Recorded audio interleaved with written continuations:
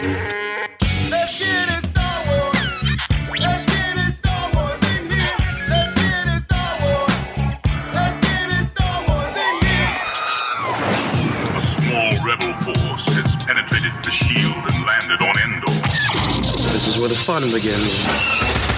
A long time ago, in a galaxy far, far away. This is Rebel Force Radio, your source for the Force. Star Wars news and commentary With Jason Swank and Jimmy Mack. I've seen Star Wars 500 times. Star Wars #1. This station is now the ultimate power in the universe. I suggest we use it. Now it's time for Rebel Force Radio. We would be honored if you would join us. All right, well, it's not exactly a HasLab, but I did get the Jabba Throne Room playset. I think it was like 14 months ago I ordered this thing. And you want to know why I ordered it? I'll tell you why I ordered it, because I wanted the figure. I just wanted the Fat Bib Fortuna. That's all I really wanted. I'm going to be excited to put the whole throne room together. They marketed it, and it showed up. The packaging and everything was a playset for the Book of Boba Fett series, and it was Jabba's palace as it looked in that show. But they were very, very smart, and they put additional accessories and things in it so that it would work with some of the figures and some of the previous releases of Jabba the Hutt, so you could make it look like it did in Return of the Jedi. So that's definitely how it's going to look in my collection. My wife asked me, where are you going to put that? No, I already got a space cleared off on one of these shelves back here that I'm going to do it. But I'm very happy to have Bib Fatuna. I know that's probably offensive to some people, but I mean, come on. The guy put on more weight than Grand Admiral Thrawn did in the other galaxy. All right, you're here with Rebel Force Radio, the weekly podcast. Welcome. We're so glad to have you. We got lots of stuff to talk about, including an interview with FJ DeSanto. We're going to play one of our favorite games, Prophet or Loser. We're going to be breaking down AHSOKA Season 1 with FJ. FJ's been watching it along with all of us. And for those of you who've been listening to the show for as long as it's been on, you know that FJ always provides some great insight. He is an industry veteran and professional, but above all, he is just a huge Star Wars fan. So I'm very excited to have him on. In addition, we've got a few news stories, some things about a Star Wars movie that might have been, could have been, and so much more coming up on the program. And speaking of great big Star Wars fans, I got one of the biggest in the world right here, and that's, of course, my good friend and yours from Chicago, Jimmy Mack. Hey, Jason. Hey, Star Wars fans. I appreciate the credentials. Big fan. I'm not the biggest fan by any stretch. I don't think anybody could really claim that position, but we're all big fans here. I like to think that everyone who listens or watches Rebel Force Radio joins us for the after shows. We're all super fans around here. That's what I enjoy. You're a super fan, Swank. You're showing off some new merch.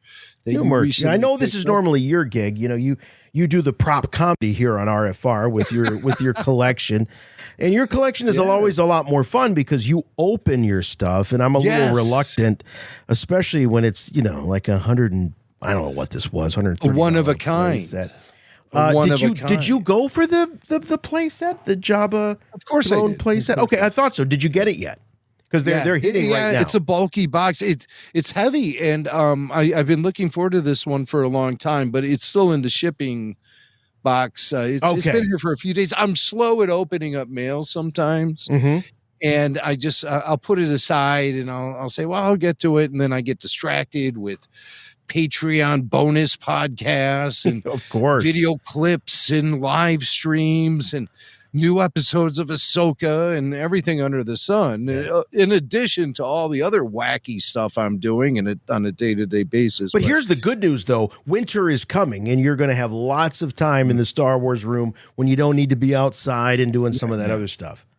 Yeah, the basement is the home of my collection now, and it's wall-to-wall Star Wars down here. And I've been noticing it. it has more basement vibes lately due to my neglect of it because of outdoor activities and stuff. Right. When I get locked inside a little more often, I'm able to really maintain and show the care and love to the collection that it deserves. And the Jabba throne room, I know they merchandise it as Boba Fett's, or Boba the Fett, if you will, the Boba the Fett throne room. Yeah, Boba Fett's. They have it called Boba Fett's throne room. I guess it ends up being that, but. Yeah. Well, that's because their licensing deal with Lucasfilm means they have to capitalize on the best promotional opportunity.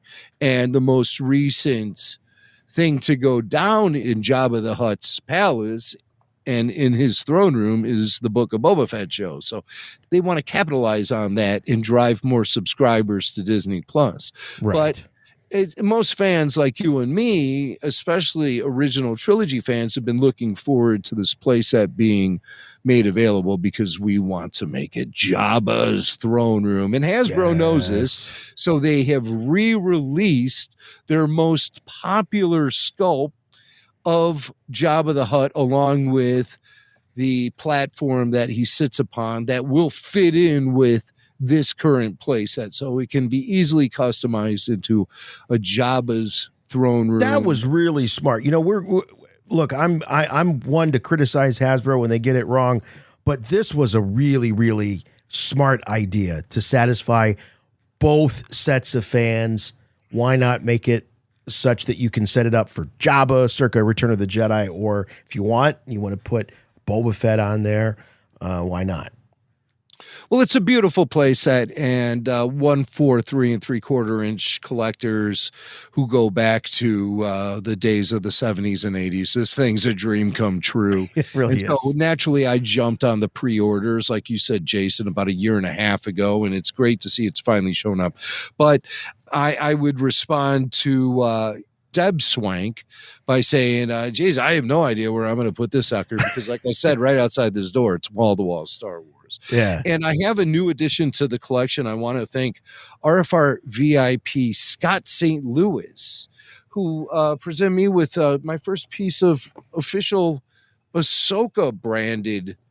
Oh, really? Memorabilia. Yes, it is this unbelievable chopper, Chatterback chopper. I have not seen this. Yeah, he's right from the show. I haven't taken him out of the packaging yet, but this is a really impressive, cool piece of chopper memorabilia that I think matches up with some of those Build-A-Droids that you make at Star Wars Galaxy's Edge. Yeah. Look at that. And what I love is that the packaging shows off the AHSOKA logo. So this isn't any just generic Star Wars merch. Yeah, it's got Ahsoka Tano right there on the package artwork and the AHSOKA logo. That's great. I have not seen any AHSOKA merch in the wild. Yes, and you could win one when you play The Price is Right. No, this is a really very interesting thing. It's a battery-operated, posable, actual size. Oh, I guess the photo here on the back. The photo is actual size. Like, wow, man. It is. They're not saying I'm going to open this box, it's going to suddenly transform into a life-size chopper, but he's got the little wheel in front of him and head and body movements and chatter back. So I think I say things to him. He's motorized, sound and movement combo. So I'm going to unveil him maybe on the after show next week. Okay. Yeah, I'll have him up and going. I hope it goes better than my experiment with Lola here. Me and Lola, we have a relationship that hasn't really. Well, I wondered if you turned her on after that. The last time we saw her, you yelled at her, and she shut I don't want to yell at you, Lola. Shut down. It was unbelievable. Yeah, Lola hasn't had that kind of treatment since Flea from the Red Hot Chili Peppers laid hands on her. But yeah, okay, Lola, calm down. Lola, settle. Go lay down. Okay. There she goes. So I use similar Obedient technique droid. to Lola as I do with my dog Kona.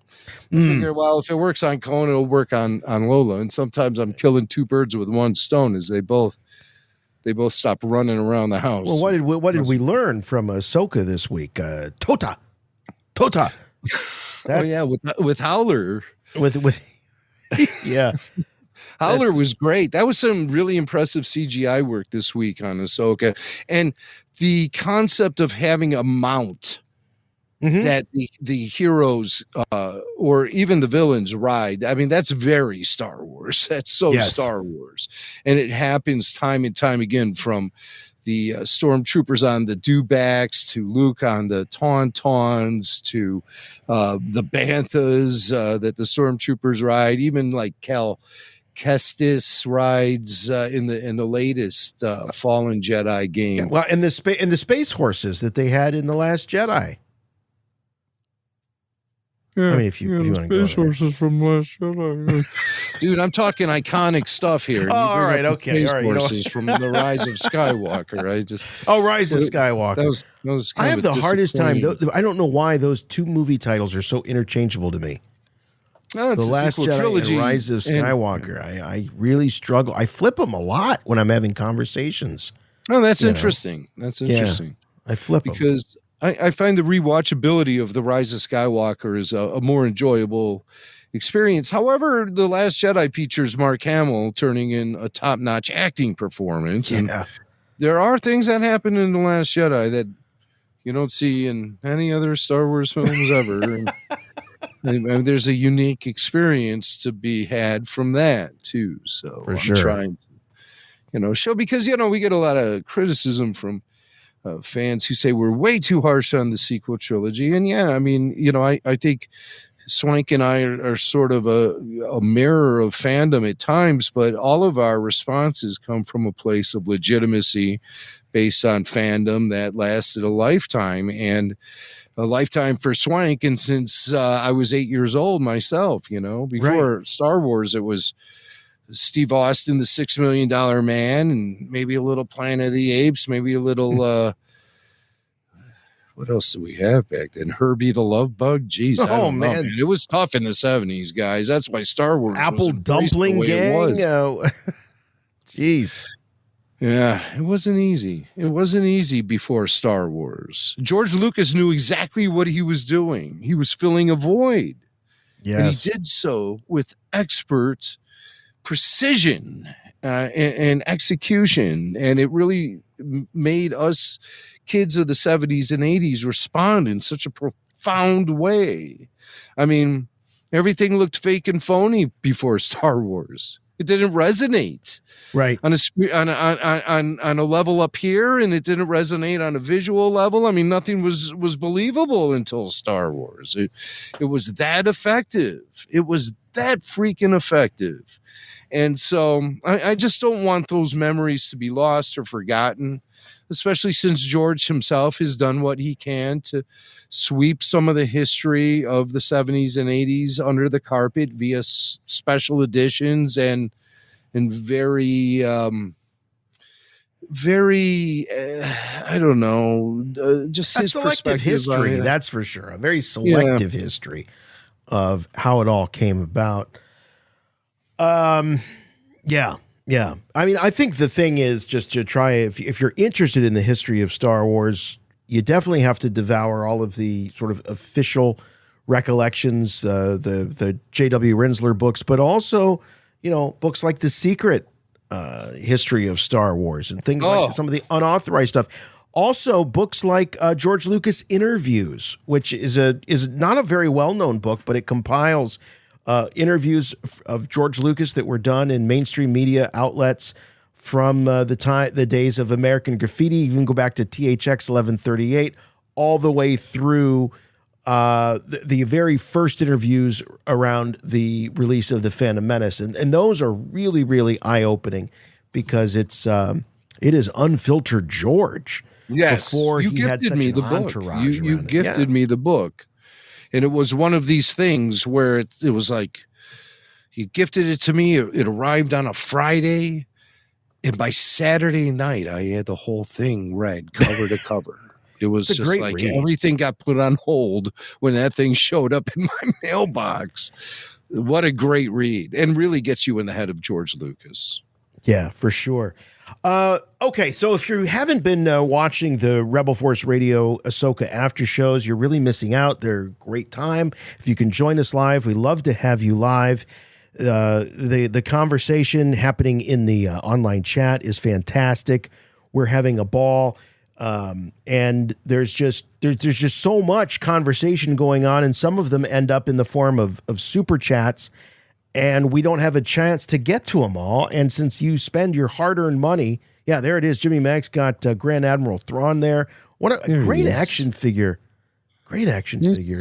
He's a great action figure, of course. Why wouldn't it be? It was designed on me, Grand Admiral Thrawn.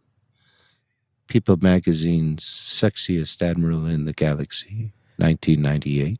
Hey, let's see the profile, because he's very svelte here in this profile. All right. That's enough body shaming of Grand Admiral. All right, I know. We had a lot of fun this week about Lars that. Mikkelsen doesn't look like he's in terrible shape. I think there's some wardrobe fails going on there. It could be. I'd like to say, as a dad bod possessor myself, why not give the dad bod some of the spotlight? I appreciate that, and I like it, and I might paint my own skin blue. All right. Well, these super chats, we have some leftovers here, so let's take them out of the fridge, pop them in the microwave, warm them up a bit. They'll taste just as good as they would have earlier this week. This one comes from Andrew Rice. Andrew says, hey, maybe Yoda's species comes from this galaxy. He's referring, of course, to the new galaxy that we got into this week on Ahsoka. There's the galaxy far, far away, and then there's this other galaxy where Paradea, the planet, the system of Paradea, is. So he's saying maybe Yoda species comes from this galaxy. I don't know. I don't think so. Although there's origin of the Dathomirian witches there, so who knows? Yeah. Who knows? And Yoda, baby Yoda Grogu, and Yaddle, even a member of the Jedi Council, the High Council, all members of Yoda's species. Yet the only examples we know are the three examples of that species are super powerful in the Force. Also, maybe coming from the same galaxy the Dathomiri witches originated from. That makes some sense. But I mean, really, just all it takes is a pair of eyes to look at Yoda and look at his species and say, if there's any species that was comfortable riding in the mouth of a whale through hyperspace to another galaxy, it would be Yoda's species. I think physically they look like they could be little taste buds on the tongue of a Purgle. That may be where they originated from. Like they little became chiclets. self-aware taste buds on the tongue of a Purgle. I mean, do you have anything more clever, unique, or original than that? No, because I can see it basis for the origination of Yoda's species? I don't think so. Grand Admiral Thrawn told me it was a good idea. Not bad, Jimmy Mac. Dave has a super chat. He says, excited to learn Balin's motivation.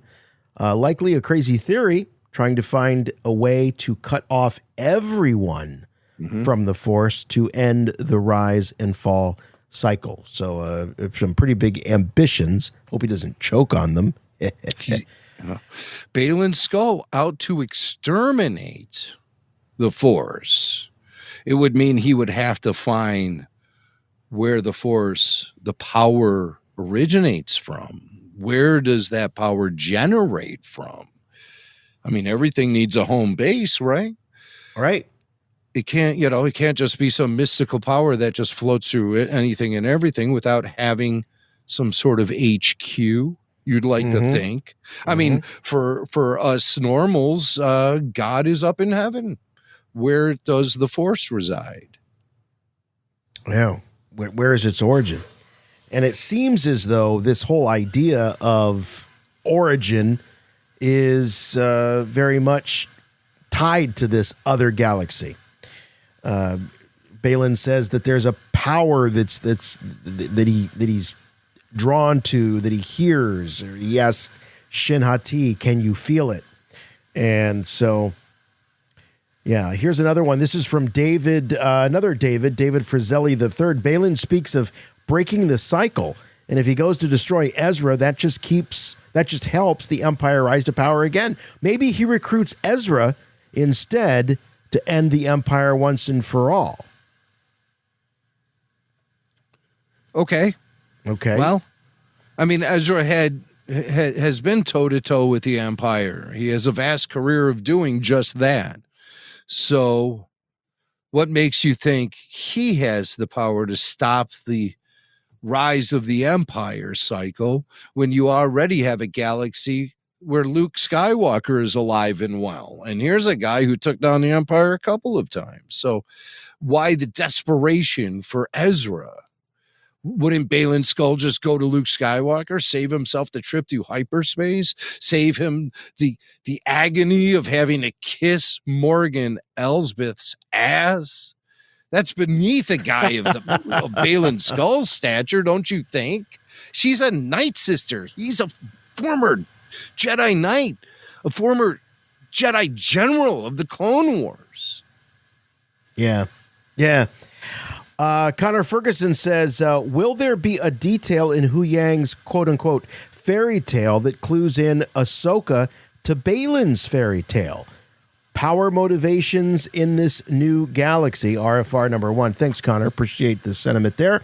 But what about it? This fairy tale that he sort of reads or tells Ahsoka sort of pass the time as they're in the mouth of the Purrgil. Is there going to be some sort of symmetry between that fairy tale and the fairy tale that Balin is referring to with this new galaxy in Paradia? Well, it seems like Balin sends out some mixed signals, because when he's hanging out on Paradia, he's looking around. He's like, this place is filled with madness and children's tales. You know, he's just, yeah. But yet it seems like those same folk tales is what has led him there in the first place. The stories that Huang told all the Jedi younglings in the temple seem to be the thing that is motivating Balin. He believes in this power that exists on the other end of the galaxy, in another galaxy. So that's what I think. I think the exact same stories that Huang might be telling Ahsoka in the ship, which obviously all Jedi younglings who were brought up in the temple, they're very familiar with all of these stories. Huang told them countless numbers of times, and he's, on demand. He'll never tire of telling them. He always offers that. Yeah, I think that there's a definite connection between the references of Balin Skull to the stories that he heard growing up in the temple to what we hear Hu Yang telling Ahsoka there in the ship. I think there's a reason why it wasn't a random thing that Hu Yang offered to read those stories or recite those stories to Ahsoka. No. The storytelling method being used here is, I've said it before, it's chock full of foreshadowing. Usually the things that they say have some sort of manifestation in the storyline as it progresses. So a lot of the things that I'm seeing from this show get telegraphed by a lot of these characters, which I think is kind of interesting. But I mean, that's just the way that it's going down. So, and I like it. I like when there's actual dialogue that provides a foundation for something that's going to happen afterwards. And that may be a critique I have of the Ahsoka series, is there's not enough of that. So, but when it does happen, it usually pays off. Foreshadowing, that is. Blue Stripe Lane says the most powerful person in the show is Shin Hati. She always has a perfect breeze blowing her hair back, even when her head turns 180 degrees. So we got a fan of Shin Hati. Jim, she's definitely an emerging character in terms of fan reaction, people that are really digging her. She's one of those where she doesn't really speak a lot, but people are finding a connection to her. She's not necessarily a standout to me, but I'm just amazed by how many people I see on social media and emails and things like that saying that Shin Hati is a real standout to them. Well, I think as a fan of the show and somebody who's part of the audience, she is the one representing us. That's why she's the most relatable. She's asking questions. She's kept in the dark about things she doesn't really understand, but she's along for the ride and occasionally having a good time.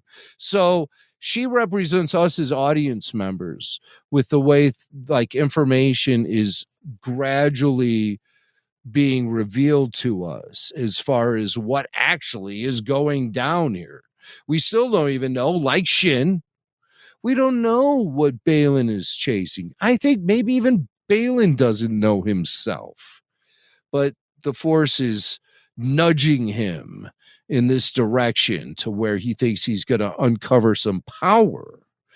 And this mission that Grand Admiral Thrawn has sent them on to, follow Sabine. She'll take you to Ezra and then kill them both.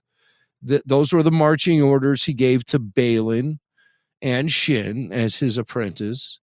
I think Balin has worked both ends against the middle to make sure this happens. And he goes out there and then something happens between him and Ezra.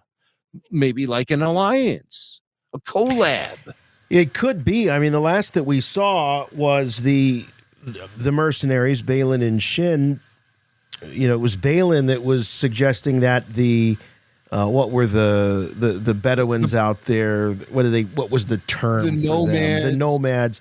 That they were the enemy of their enemy. So the enemy of their enemy is their friend in this case. And so there might be some alliance initially with the nomads. But who knows what's going to happen when Ezra meets Balin Skull, the conversation that might happen, especially if Balin, as soon as Balin realizes that Thrawn has double-crossed them and sent troopers out to get rid of all of them, then I think all bets are off as to how Balin is going to react. I don't think he's going to take kindly to being double-crossed by Thrawn. Next super chat. Next super chat. Taylor says, this is David again. David Fieldson says, what do you guys think the power that calls to Balin? I've heard the theories, world between worlds, blah, blah, blah. I think the power has to do with the origin of the Force itself. I really do. I think that's where, now whether it's Mortis, I really don't think Filoni is going to introduce World Between Worlds and Mortis. Both, they're very heavy topics for the unanointed. And by unanointed, I mean those that haven't been along for the ride throughout Rebels and Clone Wars.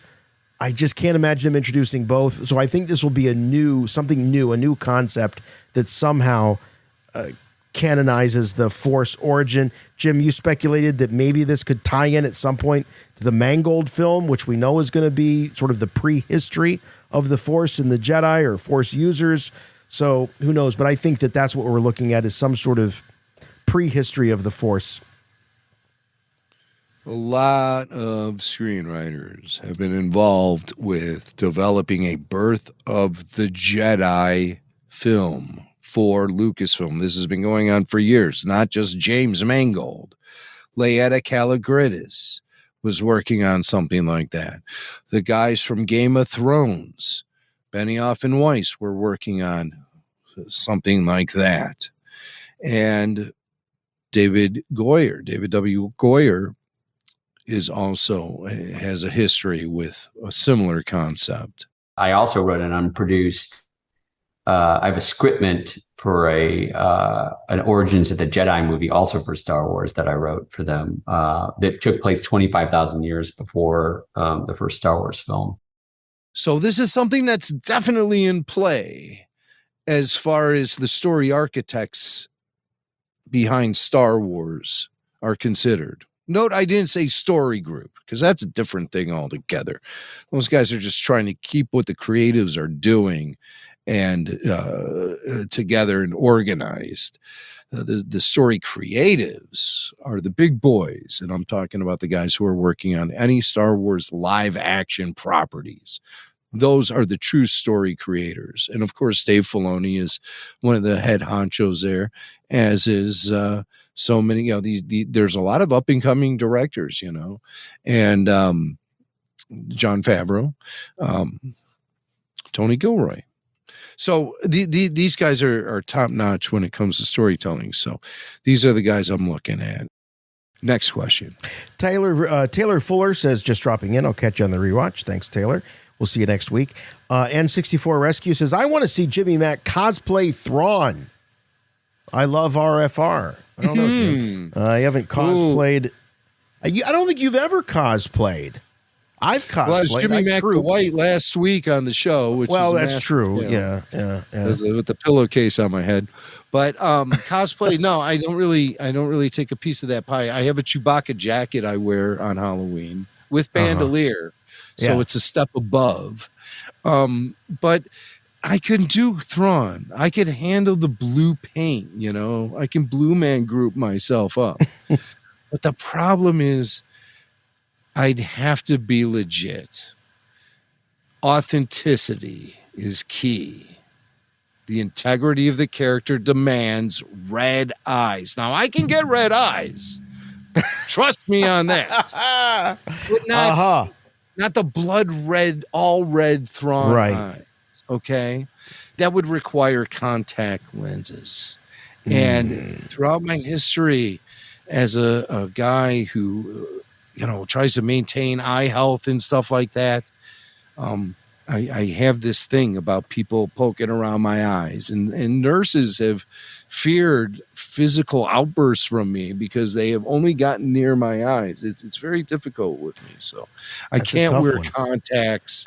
The red lenses would never work with me. So I've never worn prescription contacts. The only contacts I've ever had experience with are costume contact lenses. And I put in the Darth Maul style contact lenses. Ooh. Yeah, the red eyes. Yeah, it was pretty cool. It was pretty. I mean, it's awesome. It's awesome if you can do it. John Conger says, upon return, will Thrawn use resurrected Dathomiri witches on fleet ships as an analog placeholder for the role Sabaoth played in the Zahn trilogy? So resurrected Dathomiri witches on the fleet ships that would act as an analog placeholder for the role Sabaoth played in the Zahn trilogy. We've talked about this being sort of a adaptation, a loose adaptation of the Thrawn trilogy. Yeah. This would be a bold move. Yeah.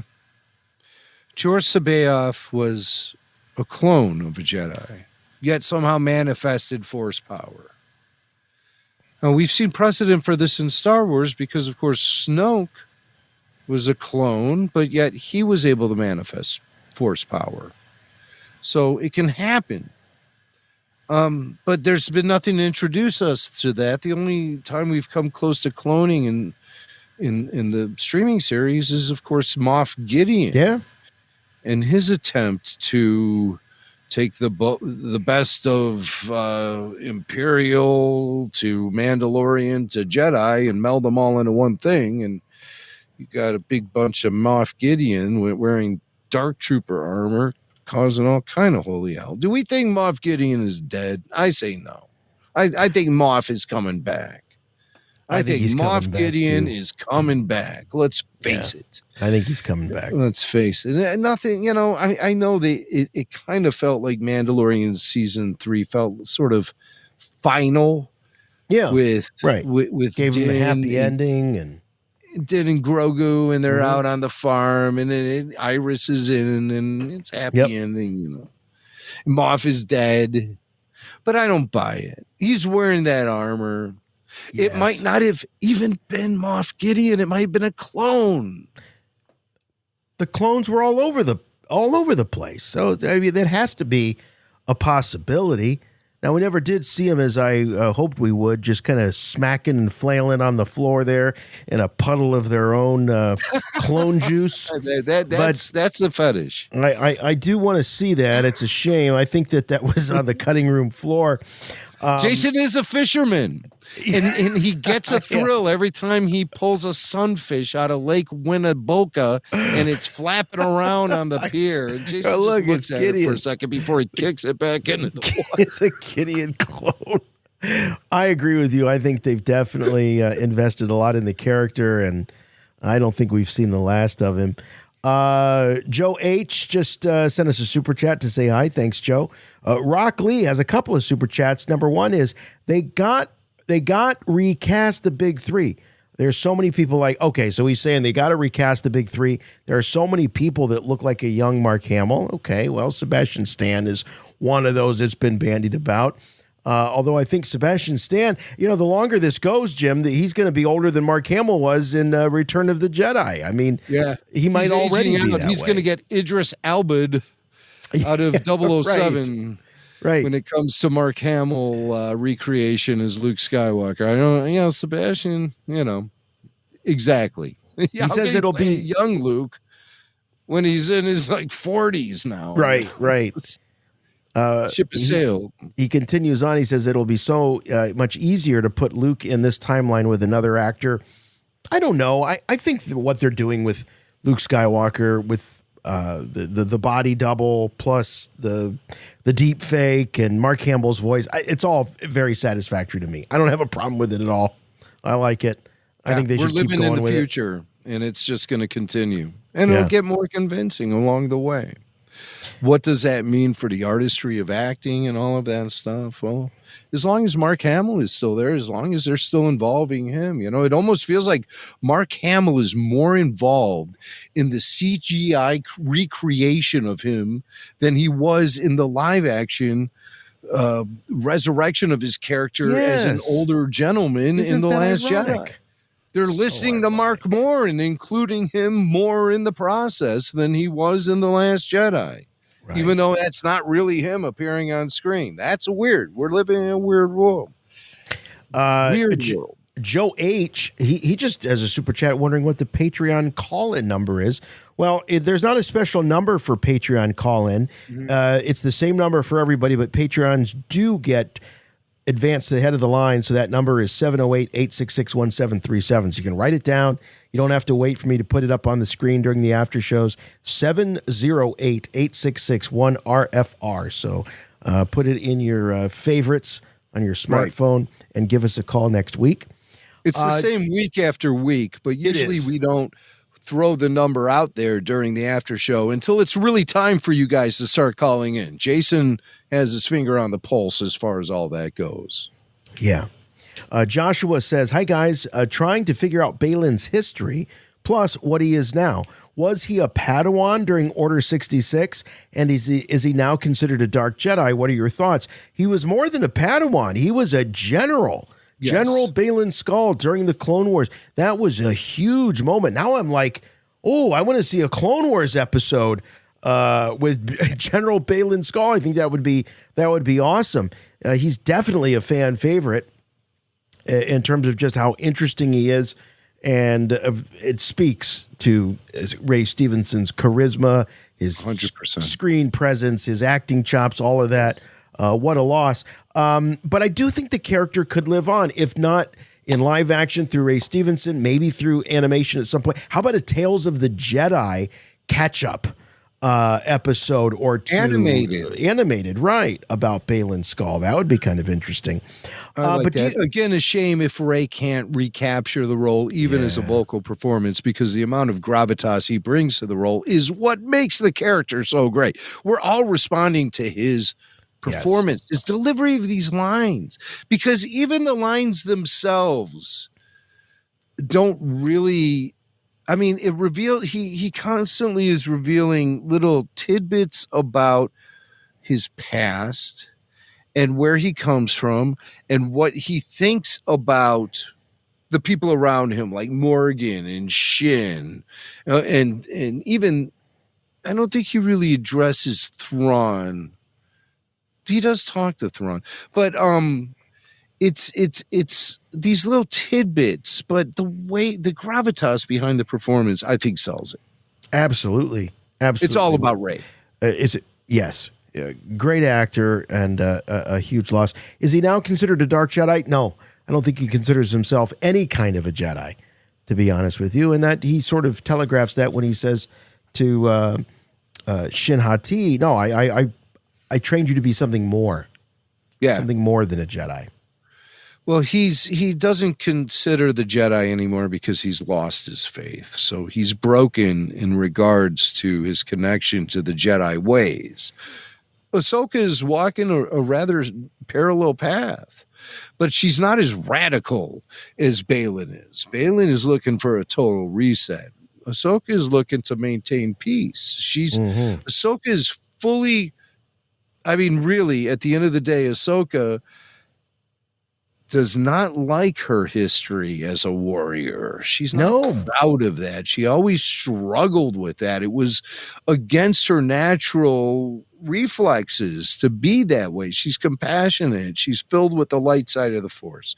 So being a Jedi doesn't work for her because the Jedi were all about the government and the politicians, policies, yes, yeah, dogma. I mean, there's been so many terms applied. The Jedi, by the time we hook up with them in The Phantom Menace, are extremely flawed. And that's where the downfall of Luke Skywalker comes from in the sequel trilogy, is that Luke tried to carry on with the ways of the Jedi, which were already flawed and revealed to be very flawed to begin with.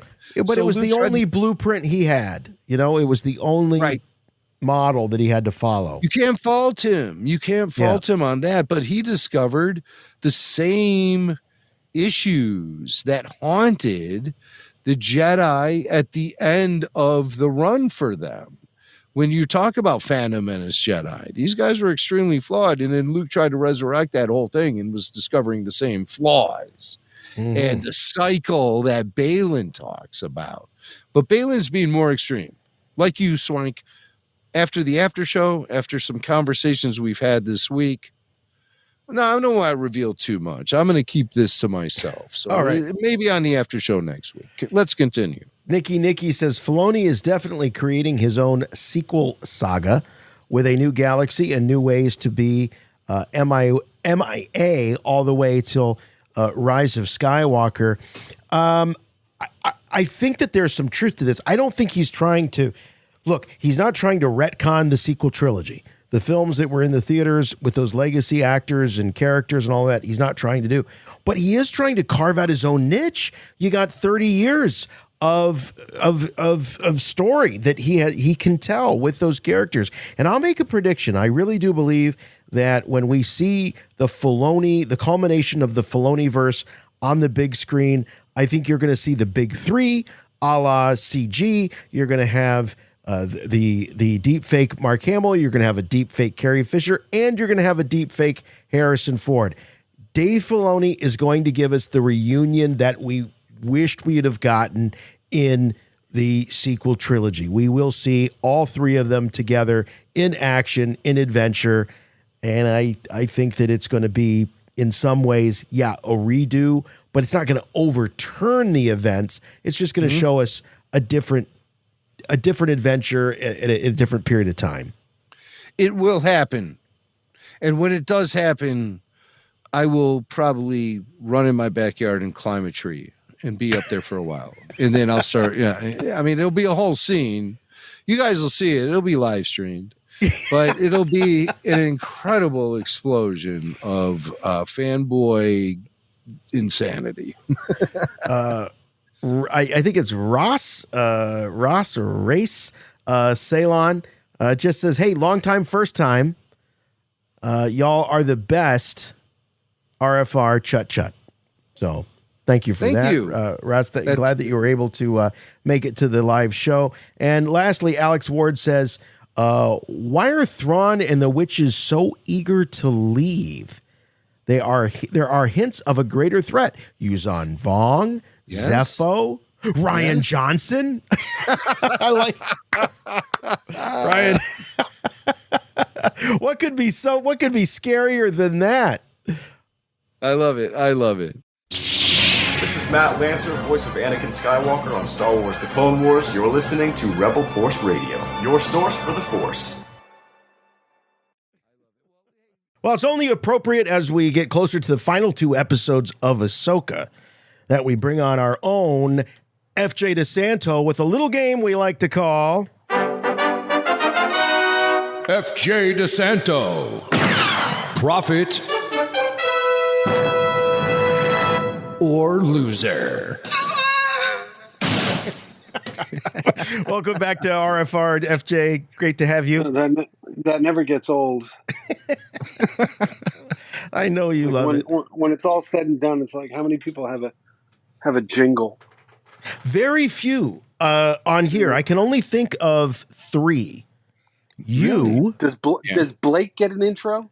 No, well, he just gets a graphic. Right. He has an on-screen graphic. He has something. It's emerging. Oh, all right. Well, here are the 3 that I know of. 1 is, of course, FJ DeSanto. 2 is Steve Sansweet. Yeah. Wow. And 3, I guess it kind of counts. It's the Yoda questionnaire, and it's Yoda. But it's that's kind of a loose one. I mean, I'm gonna throw it in there as a maybe, but it's really just you and Steve Sansweet. All right, I'll take it. Yeah, you're in good company. Older bearded men. Yeah, that's right. That's who we only give jingles to. Is older bearded men. Star Wars was forged at the hands of older bearded men. In fact, there's a Star Wars fan site out there. It might be a social media page. I can't remember. And it was called The Bearded Trio. And it was all about, he's a RFR, or at least was at one time. I haven't heard from him in a while, but it was dedicated to the work of Steven Spielberg, George Lucas, and John Williams. Yes. The Bearded Trio. Rob Wayne. That's brilliant. Yeah. Rob, that's his okay. page. Yeah. And he's still out there. And I think he's still trucking along with his tribute to those 3 guys. Yeah. George, Stephen, and John Williams. Well, if he has room on that Mount Rushmore, I vote for FJ DeSanto and Steve Sansweet. Yes, right. I'm ready. I vote for FJ DeSanto to work on a Star Wars film, quite honestly. That's what I'm voting for.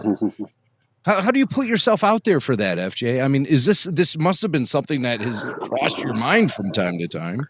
I know people have taken meetings with them. It's just, it's one of those things, especially for me as a writer, my sort of area of expertise is animation. They have a certain someone who's got that covered. So it's, as opposed to, Transformers, these other shows I do, they don't have a Filoni type who's overseeing that whole universe. So, and weirdly, I'm not going to lie.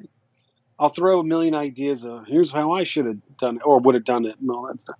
But there's something about, and I talk about this all the time with friends. It's like, Star Wars is still pure to me. Like my sort of career brain doesn't carry over that much to it. It's more, even when I'm on here speculating and all that stuff, it's more from a fan point of view. And sometimes, look, I mean, everybody knows that the 3 of us and Kyle have this sort of nonstop group chat every day. It's like, we will talk about industry stuff on it and why certain things happen and sort of spill the beans a little bit, things we can't even say on here that we hear about, et cetera. But I like to keep Star Wars.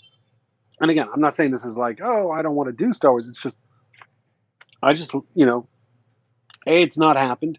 B, I just, me, I'll never hate anything Star Wars. So I just love it and want to be immersed in that universe and still live in it. I don't think I've ever asked you, but if you did have an opportunity to do a Star Wars project, let's say it's animation, do you have an era? Do you have certain characters that you would definitely want to be able to work with? And do you have characters that you would rather stay away from? Like, what's your dream project? Well, I mean, we got to live some of that dream project with the stuff Kyle and I did with you guys with the radio shows, right?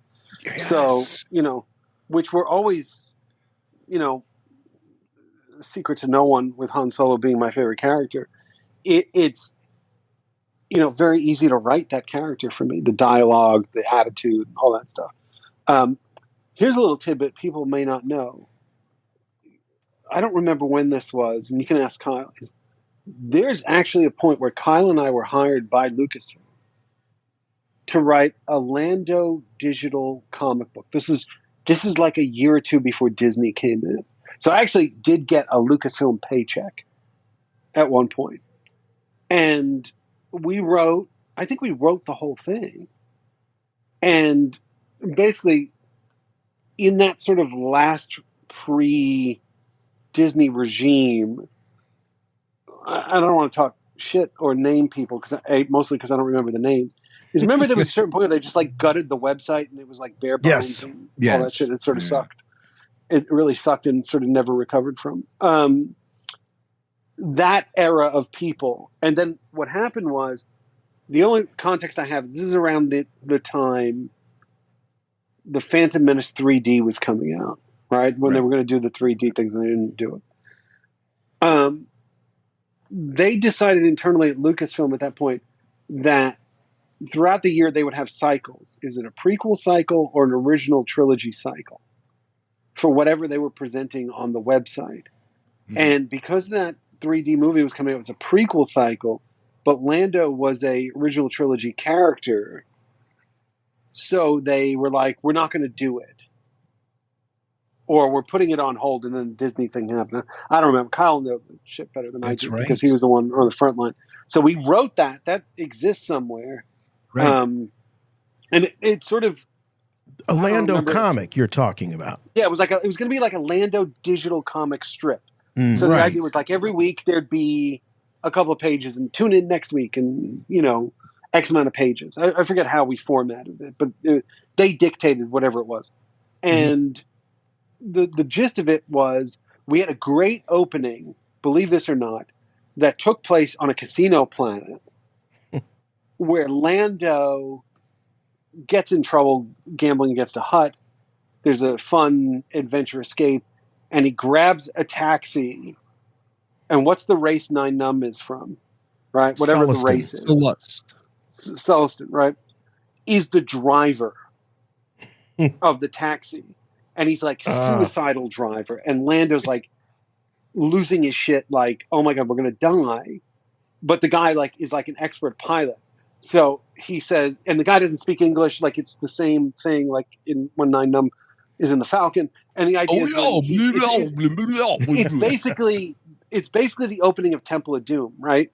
Where like in China, where he's like, nice try, Lao She. Like the idea was like, it's Lando going to the airport to get to his ship, right?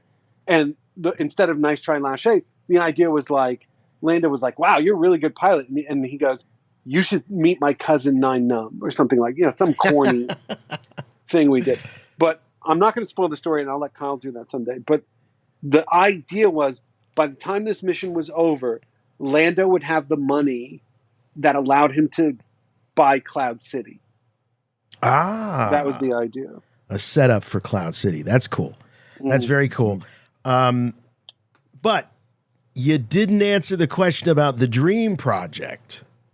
No, the Dream Project would either be two things. It's the same shit I've been saying for a million years on the show. It'd either be the Han Solo thing or a Qui-Gon thing. Or the Qui-Gon thing. Or I would I would do a Qui-Gon adventure. I would, especially in animation, I think that'd be a lot of fun. But the sort of nerdy one I would do is like the Adventures of Kanji Club. Like some like kung fu movie inspired, because it's all the guys from the Raid, right? Like, so you would do like this fun martial arts thing, or you would connect that together. Like, how did Han post Jedi, whenever it was just pre Force Awakens, screw over Kanji Club and everybody else that led to that moment of Force Awakens? It's like, how many times he screwed it over? Like twice, like that kind of thing. Like, I always like to try and find those little tie-in moments. I'm glad you bring up the fact that the Kanji Club guys, some of those guys were in the Raid films, which features some of the most intense and technically complicated on-screen fight sequences ever captured on film. And I just wish somebody told that to. I just wish somebody told J.J. Abrams about this.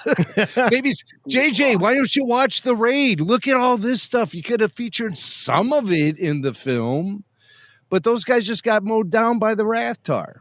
So you were saying, I have a my friend who's a producer was working on a movie that his kids were in. They're actors, and they were shooting in Asia.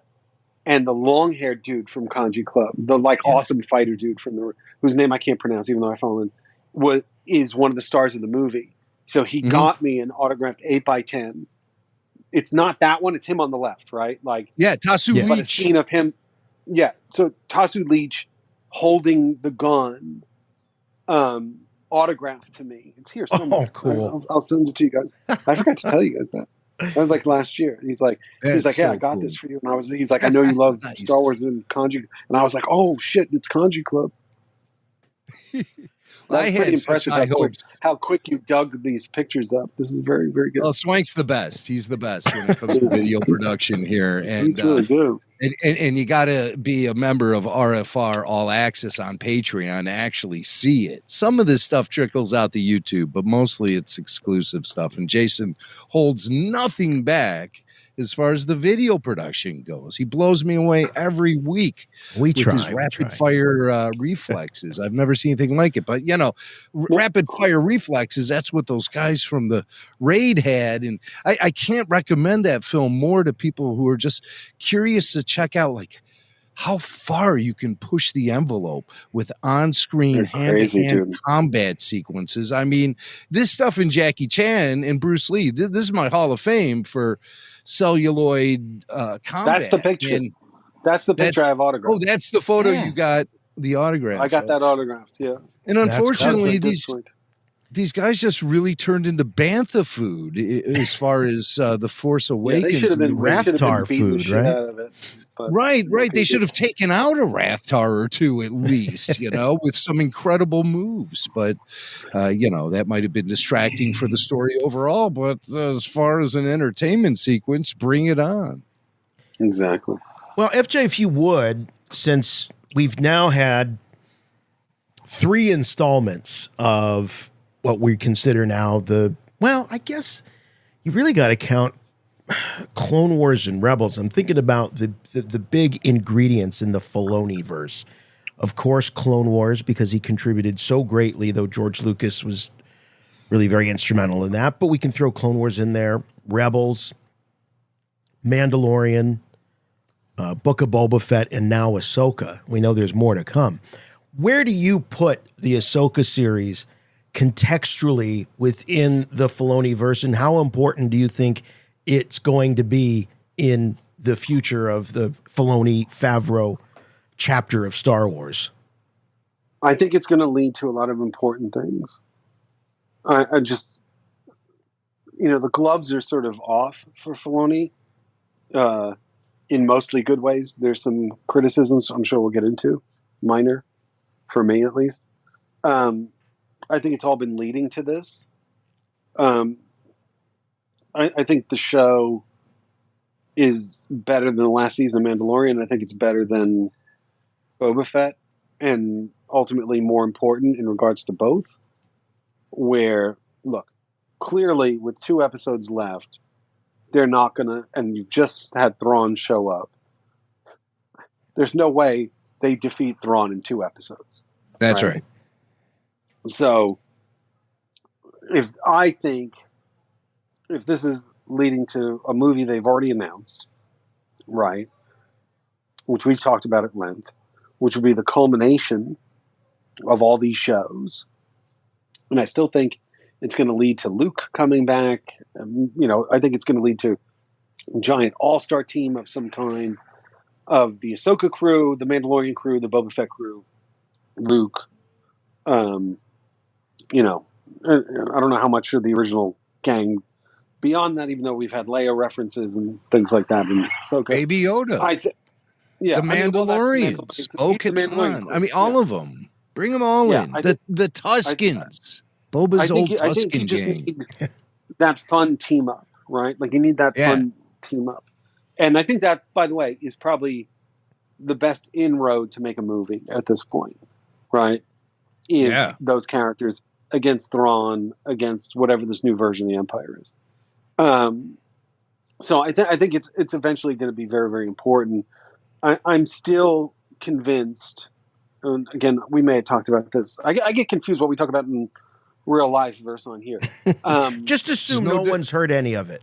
I still feel like the Rangers of the New Republic show that didn't happen is being sort of cannibalized into these shows. Yes. Like, I think it directly impacted the last season of Mandalorian, where they started to have to shoehorn elements of it into it to sort of set whatever story seeds Filoni is setting up. And I think there's some of that here too. Not as much. Like this is Ahsoka's clearly a Rebels sequel set in the Mandalorian universe, in that post-Jedi universe. And we've yet to sort of go beyond that. But I think like when you saw in the last season of Mandalorian, like we have the Imperial generals all talking about bringing back Thrawn, all that stuff. I think those long-term seeds are all there. And I think those are things that were going to be in the Ranger show that they've sort of had to now retroactively sort of place into these shows to set it up. So to the long version of answering your question is, I think Ahsoka is going to lead to, whatever the big event is. Mm-hmm. Ahsoka is establishing a foundation. Yet I think Ahsoka itself requires a bit more of a foundation than season 4 of Star Wars Rebels, or the sneak peeks of Ahsoka that we've had in both The Mandalorian and the Book of Boba Fett. And that is the chunk of history that is unexplained and unaccounted for as far as Ahsoka's history goes. And now that we're 6 episodes into a series that is, got her namesake. I mean, it's called Ahsoka. I feel like I haven't had enough Ahsoka. I feel like there's still questions that need to be answered about her. And I think upon having those answers, I would find the story as it unfurls a bit more satisfying. So do you think they're going to hold off on some of these mysteries about the parts of her life between the end of Star Wars Rebels season 4 and the beginning of the second season of Mandalorian? I mean, all of that time is unaccounted for Ahsoka. So do you think they're going to reveal that in this season? And what are your theories about what she was up to? No, I don't. Weirdly, I don't think you need to. I think that's the first thing, right? And this sort of ties into my only genuine criticism of the show. And I've seen this happen with people who are not diehards like us, or the people, your audience that listens to us and interacts with us. The super fan. The super fan is the thing is, and I don't pretend to be nearly as hardcore as everybody here. Like I've seen Rebels, I've seen Clone Wars. I know. Oh, FJ, you're pretty damn hardcore. I know. I have interaction with lots of Star Wars fans. You're about as hardcore as they get. So enough of that. But I still have to ask questions. I still have to Google things. Well, me too. Like if I'm watching, wait, I'll give you the perfect example. Like, did I miss Ahsoka training Sabine? No, that's something that happened right after. Well, that's really. Well, it's a fair question to ask. Yeah, but like it was like the problem with Clone Wars, and I've said this before, is always there were too many episodes, and it was too all over the place, like blessing and a curse, right? It works in terms of Ahsoka. What's up, Rebels, which I thought was the better show, to be honest, in terms of how it was made, the stories that were told, focusing on a core group of characters, etc. Like I think worked better, and for some reason, majority of that sticks in my head more than Clone Wars does. But here's my problem with Ahsoka. I want to get the problem out of the way, because I genuinely like the show, and I think it's better. I think it's a better show than Obi-Wan. I think it's a better show than Boba Fett. I think it's better than last season of Mandalorian from a sort of narrative world building character I have to point agree. of view. I definitely have to agree. The problem is, and this is the problem I have with a lot of, like I said, the non-super fans who are sort of like, it's weird because they sort of go, well, I never watched Rebels or Clone Wars, so I don't know anything that's going on here. And I'm like, I sort of get that, and I don't get that, right? So, and it always comes down to the writing, right? So my problem is, I think the show is sort of done with a loose expectation of you have some sort of basic knowledge of who Ahsoka, Hera, Sabine, the stuff with Ezra, etc. Where I think the writing sort of falls a little bit is they're not emphasizing sort of the importance of these characters to the universe, right? Whereas and the beauty of Star Wars was always, and I talk about this a lot in my professional life too, it's the beauty of the first movie is they talked about shit that happened, before that movie, but it always enhanced what was going on in the narrative. So it was like, Obi-Wan Kenobi was this great Jedi general in the Clone Wars. Well, what the hell is the Clone Wars, right? Like, they actually never tell you what the Clone Wars are. It's just like this thing you refer to, all that stuff. So the problem with Ahsoka is I actually don't think they do that enough. So, like, I'll give you a perfect example. Like, Hera showing up on Home One, right? Hera should be walking on to Home One, and people should be in freaking awe of her. Like, she's a hero of the rebellion. Like, there should be a new generation, New Republic people who are like, holy shit, it's Hera, whose husband, partner, boyfriend died saving the galaxy, and now she's a single mom, right? Like she should, like, in my opinion, if I was writing it, she would be like brought back. Like, she'd be like, I quit, I'm going to raise my son, we won. And she's brought back, like, her only mission is like, I want to find Ezra. Right. Right. Like, it's still sticking in her head. So when she shows up on Home One, everybody should be like, holy shit. So when she's dealing with Mon Mothma and the Resistance kid's dad, who they snuck in there, which was cool, as part of the Senators, she should just basically be like, F you, I'm going to go do this. So when eventually she's confronted by the Republic later, she's like, you want to get rid of me? Get rid of me. I don't give a shit. Like, I'm Hera. I did this. So that applies to my two other big problems is they all talk about Ezra in the show, but like nobody knows. Like, if you're a casual thing, like, I don't know the importance of this guy, right? Like when the whales show up, the Purgles show up, and the little kid is like, oh, that's what you told me about, Mom. The kid should be like, what the hell's that? And she should be like, yeah, that's who saved the galaxy from Grand Admiral Thrawn. Like, it's almost like the show's not on the nose enough. Like, all the ideas, all the choices, everything's cool. Everything's great. Like, this is really, really cool how we're doing this. But it's like, they haven't really clarified, unless I'm crazy, and I'm sure I'll hear from people on the Facebook group, lunatics, messaging me. Sort of now, listen, hey, one of the rules of the group is do not insult the group, FJ. I'm not insulting the group, because I'm going to have to delete lunatics. that comment. So what happens is, like, what they're not clear of is if Thrawn comes back, this will happen. Like, the stakes are not high enough or presented high enough. And the thing is, like, it should be like, oh my God, he's Palpatine's chosen successor because he's a freaking genius. So when you meet him and he's got these zombie troopers and his clothes are a little messed up, it should be like amazing he survived this long. Right? Like, they're almost like being timid in emphasizing the value of these characters. Right? And the only time they sort of successfully do that is in the 5th episode with Anakin. It's like, oh, I understand the weight of Ahsoka that's on Ahsoka. Like, I get, like, I walked out of, like, understanding her trauma. Understanding, like, there's a bit that I think pays off that's going to pay off, where Anakin even says to her, like, do you even want to train? Like, do you even want a Padawan? Remember, he says that to her? Mm-hmm. Yeah. Like, I think that's setting up, because, like, she sort of, quote unquote, failed with Sabine, but I think she's also going to train Jason also. Like, I wouldn't be surprised if there's an offshoot of the Jedi that is Ahsoka's group, or they all just go to Luke, and then Kylo just ends up killing everybody anyway. But like, I almost feel like the melodrama is missing from this, and they're all just sort of going about their thing.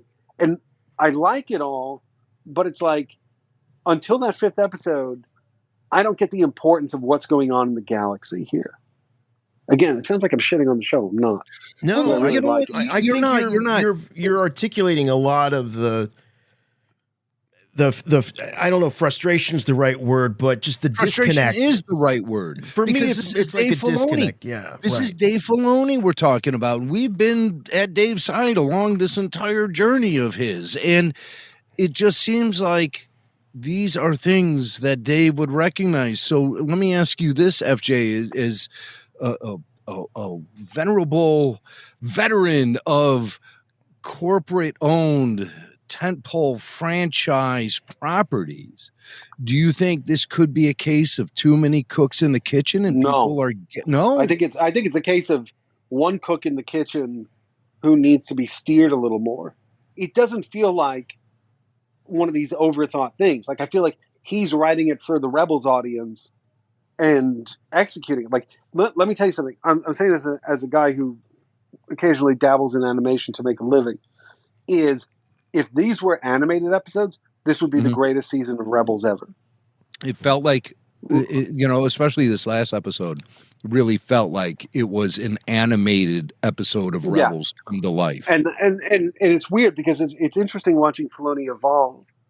But it feels like I still think that the key ingredient to the entire Star Wars television universe, streaming universe, whatever, is Favreau guiding everything.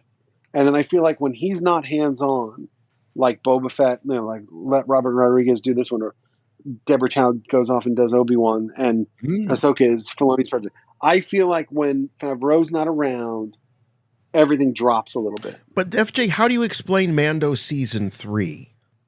Goes back to what I was saying before.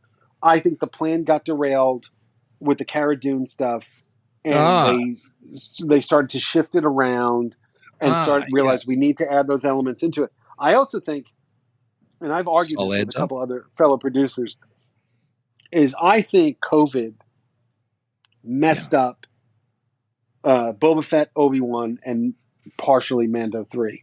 Like, I think just pump out the scripts and go make it, right? Like because like I think the production values of Boba Fett are not good, and compared to the rest of the shows.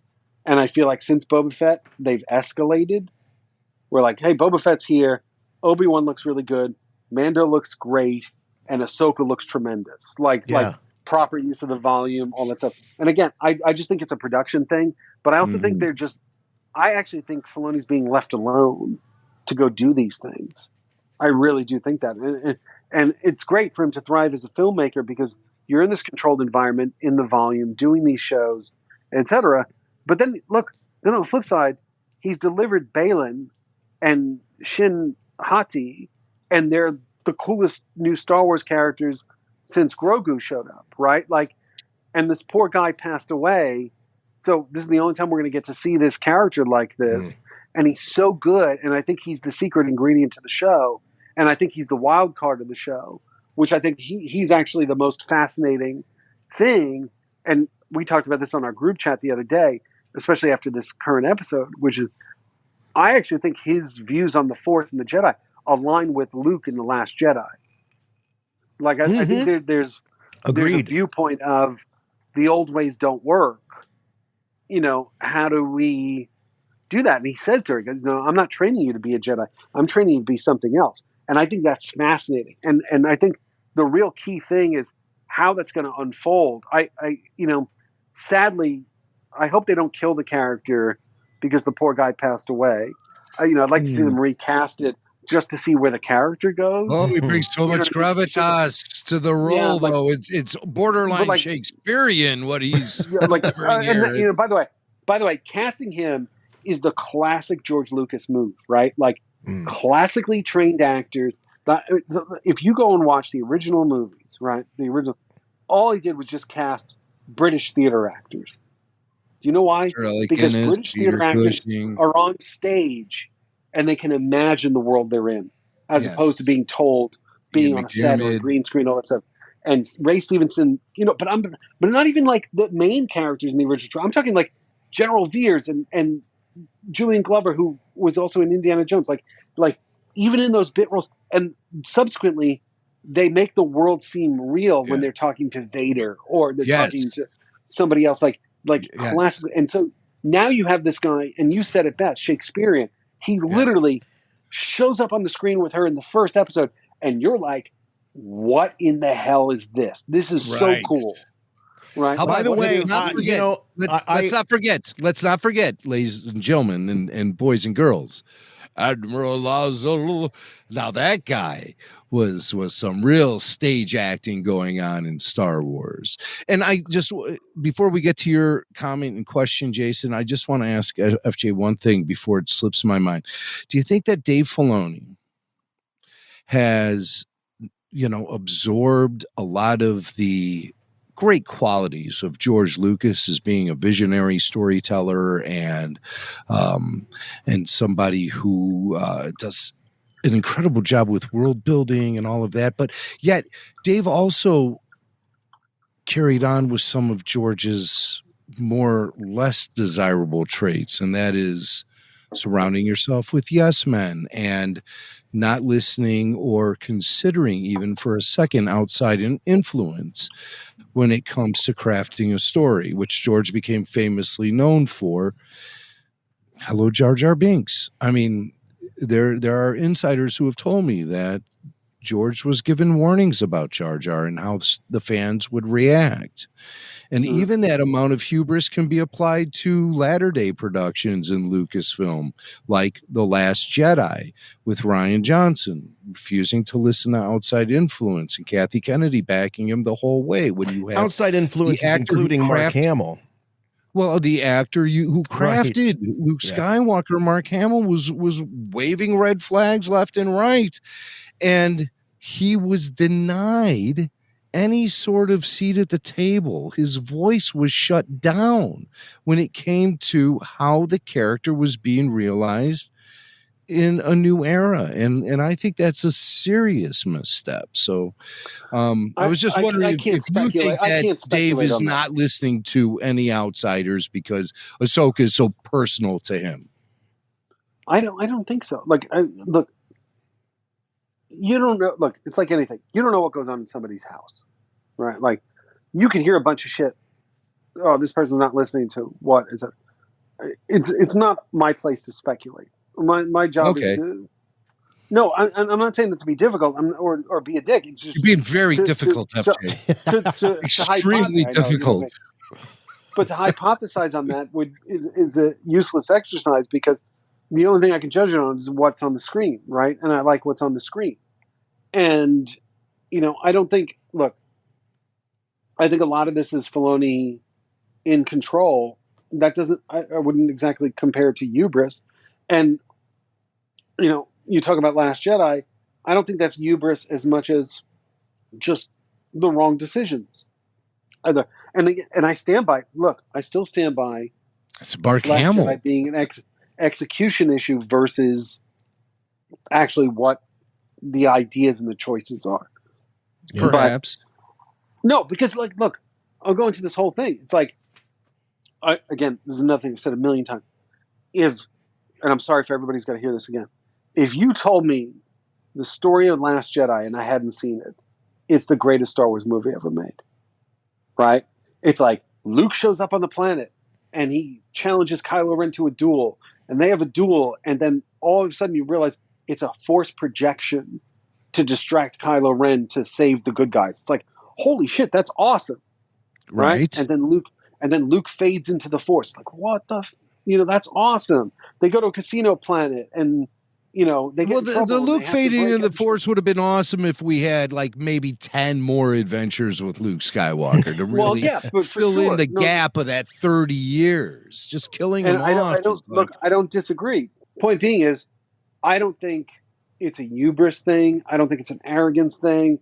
I think it's trying to drive the world and story and characters forward. With results may vary. Where I thought, what did we need the Boba Fett show for? Like, what was that all about?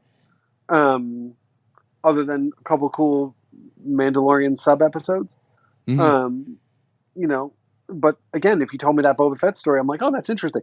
That's the one thing about modern Star Wars. Even if it's not executed great, it's still the intentions are good, and the choices are right. Like even the Obi-Wan show, it's like, oh, there's some great stuff in that. Like I just rewatched the last episode of it, after seeing Hayden in the 5th episode, like he's great in it. Like that fight's great and all that stuff. Like the first fight between the two of them is terrible, but like, the one thing. Sorry, I'm going all over the place, but the one thing that I will argue, if Lucasfilm doesn't do what I'm about to suggest, they are leaving money on the table. Is what we've learned between the Obi-Wan show and this is there's an entire audience waiting for a Clone Wars live action series of Ewan, Hayden, and that little Ahsoka kid and Yoda, all that stuff. And it doesn't have to be some big,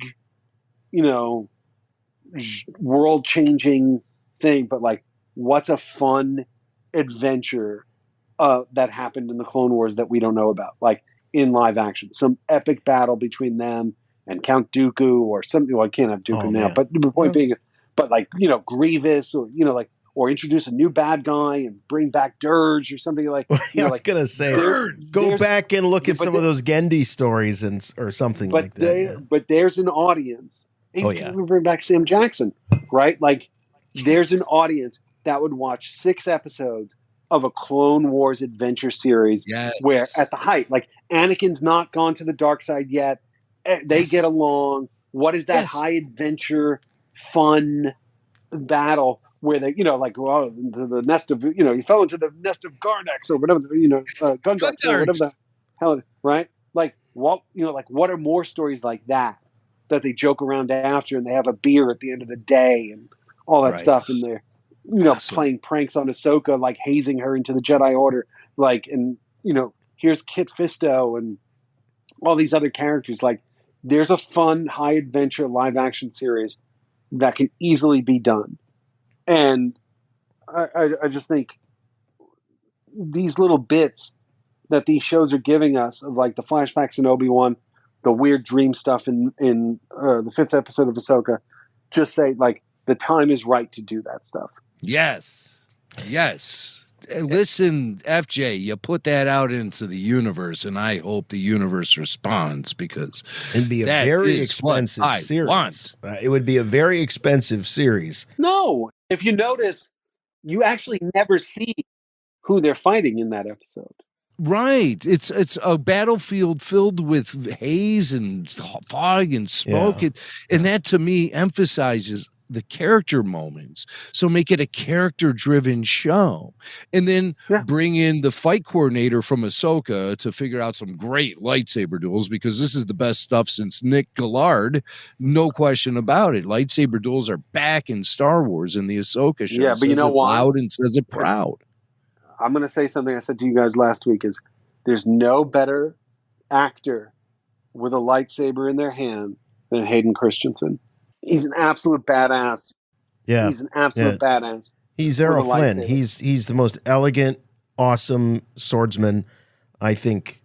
He's up there. I mean, it's hard to compare him to Ray Park because Ray brings a whole different, brings the whole martial arts in. But as far as just an elegant, competent swordsman, I think Hayden Christensen is definitely up there. FJ, 2 things have emerged if we look at this part 6 that I just wanted you to weigh in on online. There's sort of 2 themes that are sort of popping out. One is there's a lot of hay being made about Hu Yang delivering the "a long time ago in a galaxy far, far away" line. And there are people that are saying that, this just absolutely changed Star Wars completely because it encapsulates the whole saga within the memory banks of Hu Yang. And I'm seeing this, being bandied about. And I think it's hyperbole. I think it's just there's too much being read into it. I personally didn't like it. Mac said he liked it.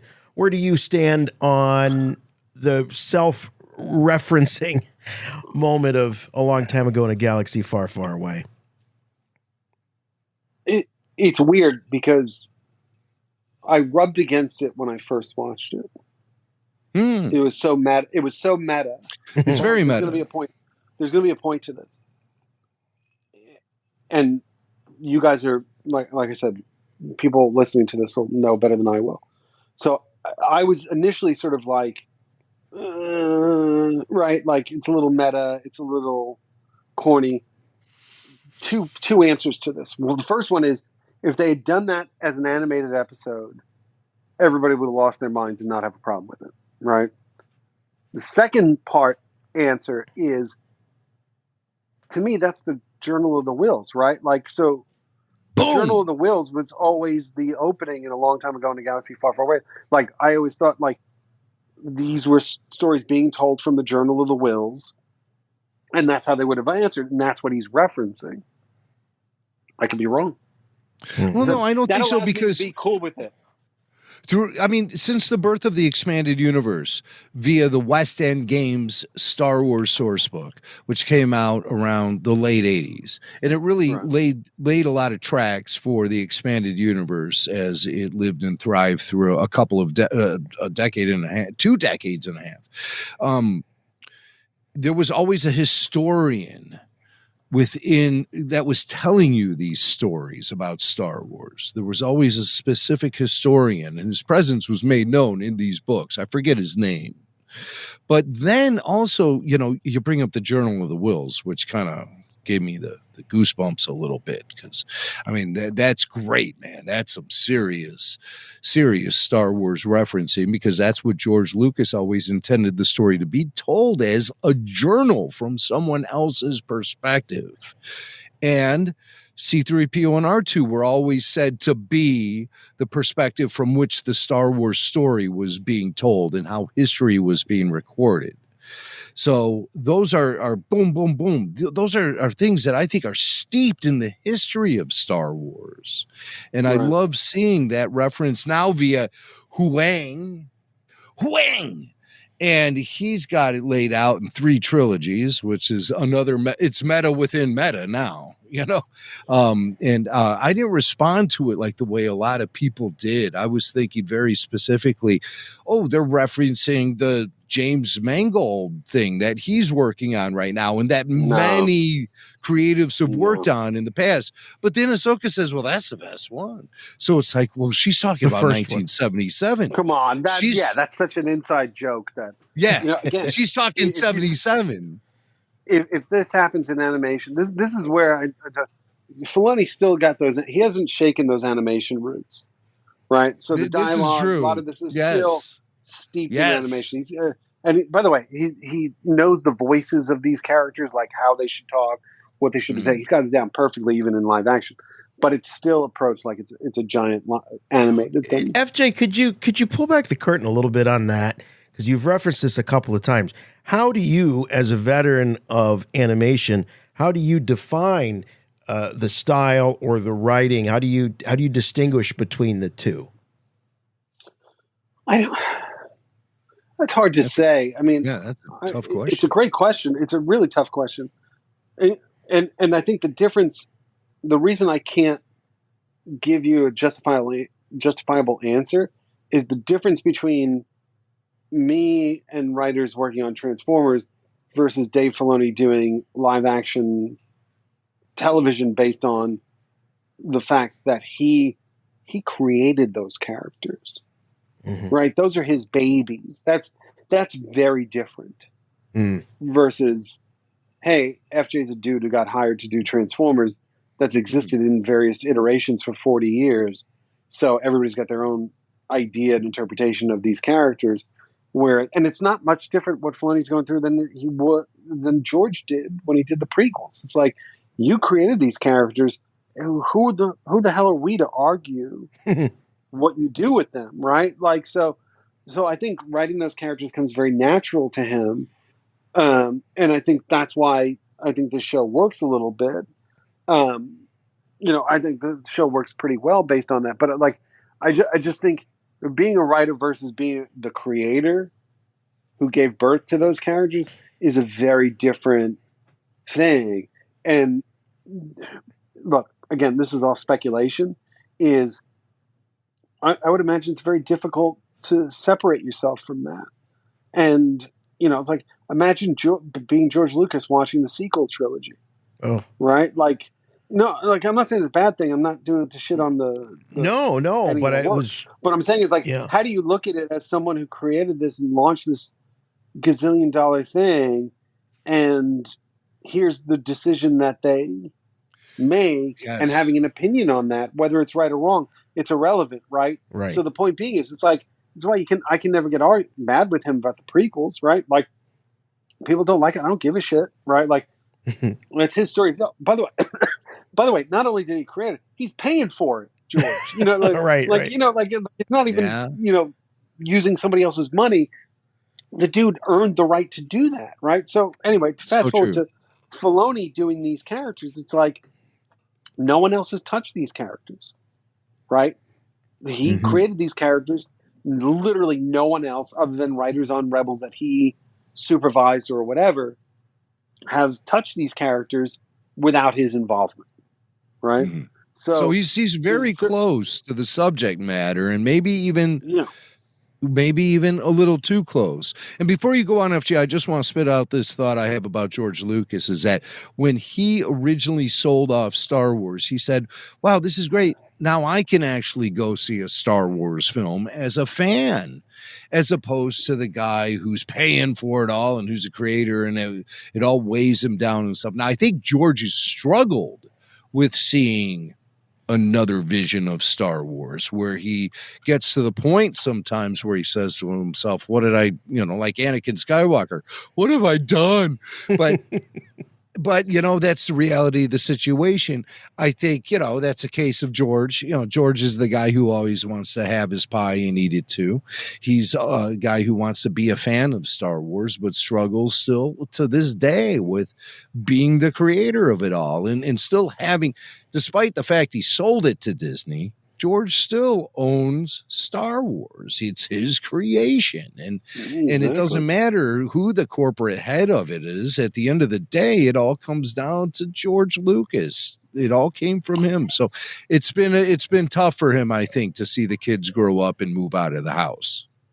Yeah, but on the flip side, again, repeating myself for a million times, is I can't get mad at any of it, right? Like, this man gave us so much joy to the world.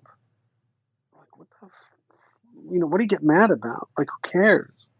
Right? Like, the stuff you love isn't going to go away.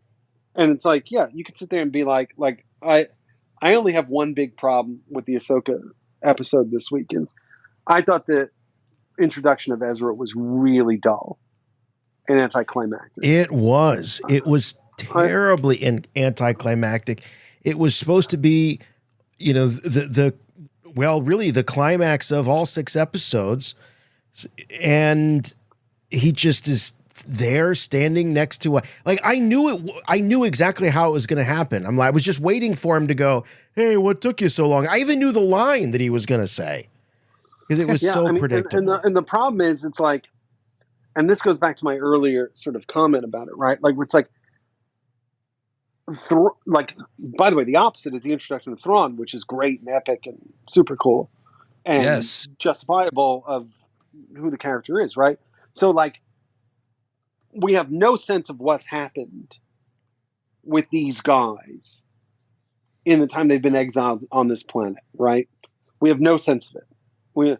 Thrawn should be like, and I get Thrawn is sort of setting up Sabine because Sabine's a moron, let's be honest, throughout this entire thing, right? Well, yeah. I mean, a moron. Why do you think she's a moron? Well, I think unless they're going to really play it up, the fact that she gives up the map to save Ezra, or to get, she keeps saying, we have a deal. It's like, you can't be this naive. You fought in the rebellion with all these heroes. Like, I just felt like that was a little out of character. And like, even if you had a bit where like Hera says to Ahsoka, she's in love with him. Like, she's blinded by that. Like, they don't even have that, right? Like, so kind of thing. Because if I remember right, he was in love with her the whole friggin' show. Oh, right? yeah. So big crush. So like, even when they get together, it's just sort of like two bros reconnecting, which should just be like, she should have just run into his arms in that moment and be like, "Oh my God, I saved you," and we can talk about it later. The big thing should have been she finds him, and all of a sudden, Thrawn's guys or Balin show up. We got to get the hell out of here. Like, it's just so casual, like high school reunion shit, right? Right. Well, they're both trying to be like almost too cool. That's what sort of bugged me. Like, hey, what took you so long? Hey, always a plan, never a good one. You know, I mean, it was just very, like you say, FJ, a little too casual. It was too casual. And the bit where she fights those scavengers, which is great fight scene. She's really good. Like, the actress is really good at the physical stuff. I thought he was going to show up. Yes. Like, I thought she would drop the lightsaber and the lightsaber would fly into his hands. Yes. Right.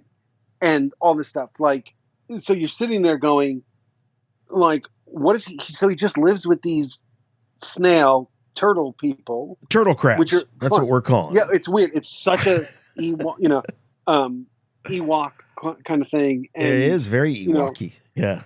Which is fine because that's Star Wars, right? Yeah. But it's like, I have no sense of, like, they say to her, like, you're going to go out there, you're going to die, right? Like, well, these villagers are just sort of sitting around having a good time. The babies in the hammocks and shit like that. Like, that was the big problem. Like it demanded a more, like, oh shit, you led Balin here. We can talk about all this shit later. Let's go. Yeah. Right. And give me my lightsaber. Right. Like there was no, and then you have all this like hinted stuff where like Thrawn is like, yeah, I'm going to honor my deal and let this kid go, which is cool because basically you can tell Thrawn is smart. He's going to sell out Balin. He's going to sell out Sabine. He's going to let them, he's obviously the puppet master, which is really cool. Right. Yeah. But on the flip side, she's just dumb, right? Like in terms of just like, let me go. Okay. Like that was easy. Say something like, yeah, like she should be like, you're up to something, aren't you? He's like, why? I'm going to get off this planet. Like, you're going to be stuck here. Like, I don't care. Yeah. Right. Like the problem is like, I just feel like a lot of these moments aren't mined as deeply as they could be to get the most dramatic impact. That's what I was talking about before. Right. Like Hera should walk onto Home One. Everybody should lose their minds. It's the hero of the rebellion. Right. Like, yeah, but instead, what's funny about that scene though, FJ, is instead they sort of give the moment of to this Ziono guy.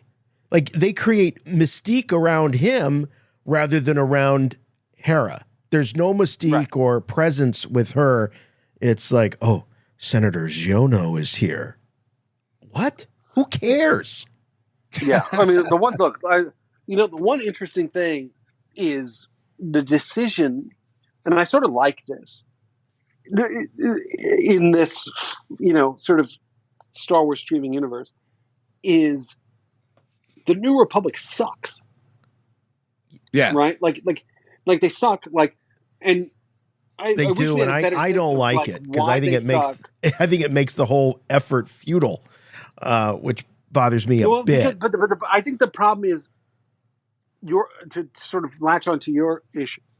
Excuse me, is I don't think they've shown enough of the state of the galaxy. That's the big problem with the sequel trilogy. Also, right? Like, which is, I have no sense of the galaxy. Whereas the original trilogy, the prequel trilogy, and George is brilliant at this, is sort of the lay of the land is very, very clear. Right? Like, oh, yeah. And Mandalorian does a decent job before we actually see the New Republic of sort of saying, hey, the war's won. There are pockets of Imperial resistance even a couple of years later. Like, it didn't all just go away. And that's super cool. Like, oh, the New Republic's still not out here in the Outer Rim. It's still the Wild West out there. Right. Right. But weirdly, Star Wars is great, sometimes better when it's talking and not showing. Mm-hmm. Right? Like, to go back to my point earlier in the conversation where it's like, when they talk about the Clone Wars in the original trilogy, they're talking about it like how we talked about World War II. Yes. Yes. You know what I mean? Like it was this very significant thing that happened to our lives, etc. So when you get to the New Republic here, it's like, first of all, I don't get a sense who's in charge of the New Republic, right? Because we all, as nerds, expanded universe bullshit, which I never really dove into, is okay, Leia leads the galaxy, right? Like, probably not, right? So, or Mon Mothma leads the galaxy. Yeah. Does she? You know, like you don't get a sense of it, even though Mando sort of took us back to Coruscant and all this stuff. It's like you still have people like the one interesting thing in the last season of Mandalorian was when, you know, Dr. Pershing, is that his name? Doctor, the glasses, you know, like does that speech, you know, in the theater on Coruscant. You have people who are sort of just sitting there going, you know, like my life didn't really change because I'm rich. Yeah. Right. Right. Like it doesn't matter who's in charge. And that sort of ties into your bit with the Resistance kid's dad in that bit where Hera says, like, did you fight in the rebellion? Like, did you, blah, blah, blah. Like, there's a sense of, that's really interesting to me. And I feel like those are things that could be played up more. You know what I mean? Like, because they go to Corellia and they're Imperial loyalists, right?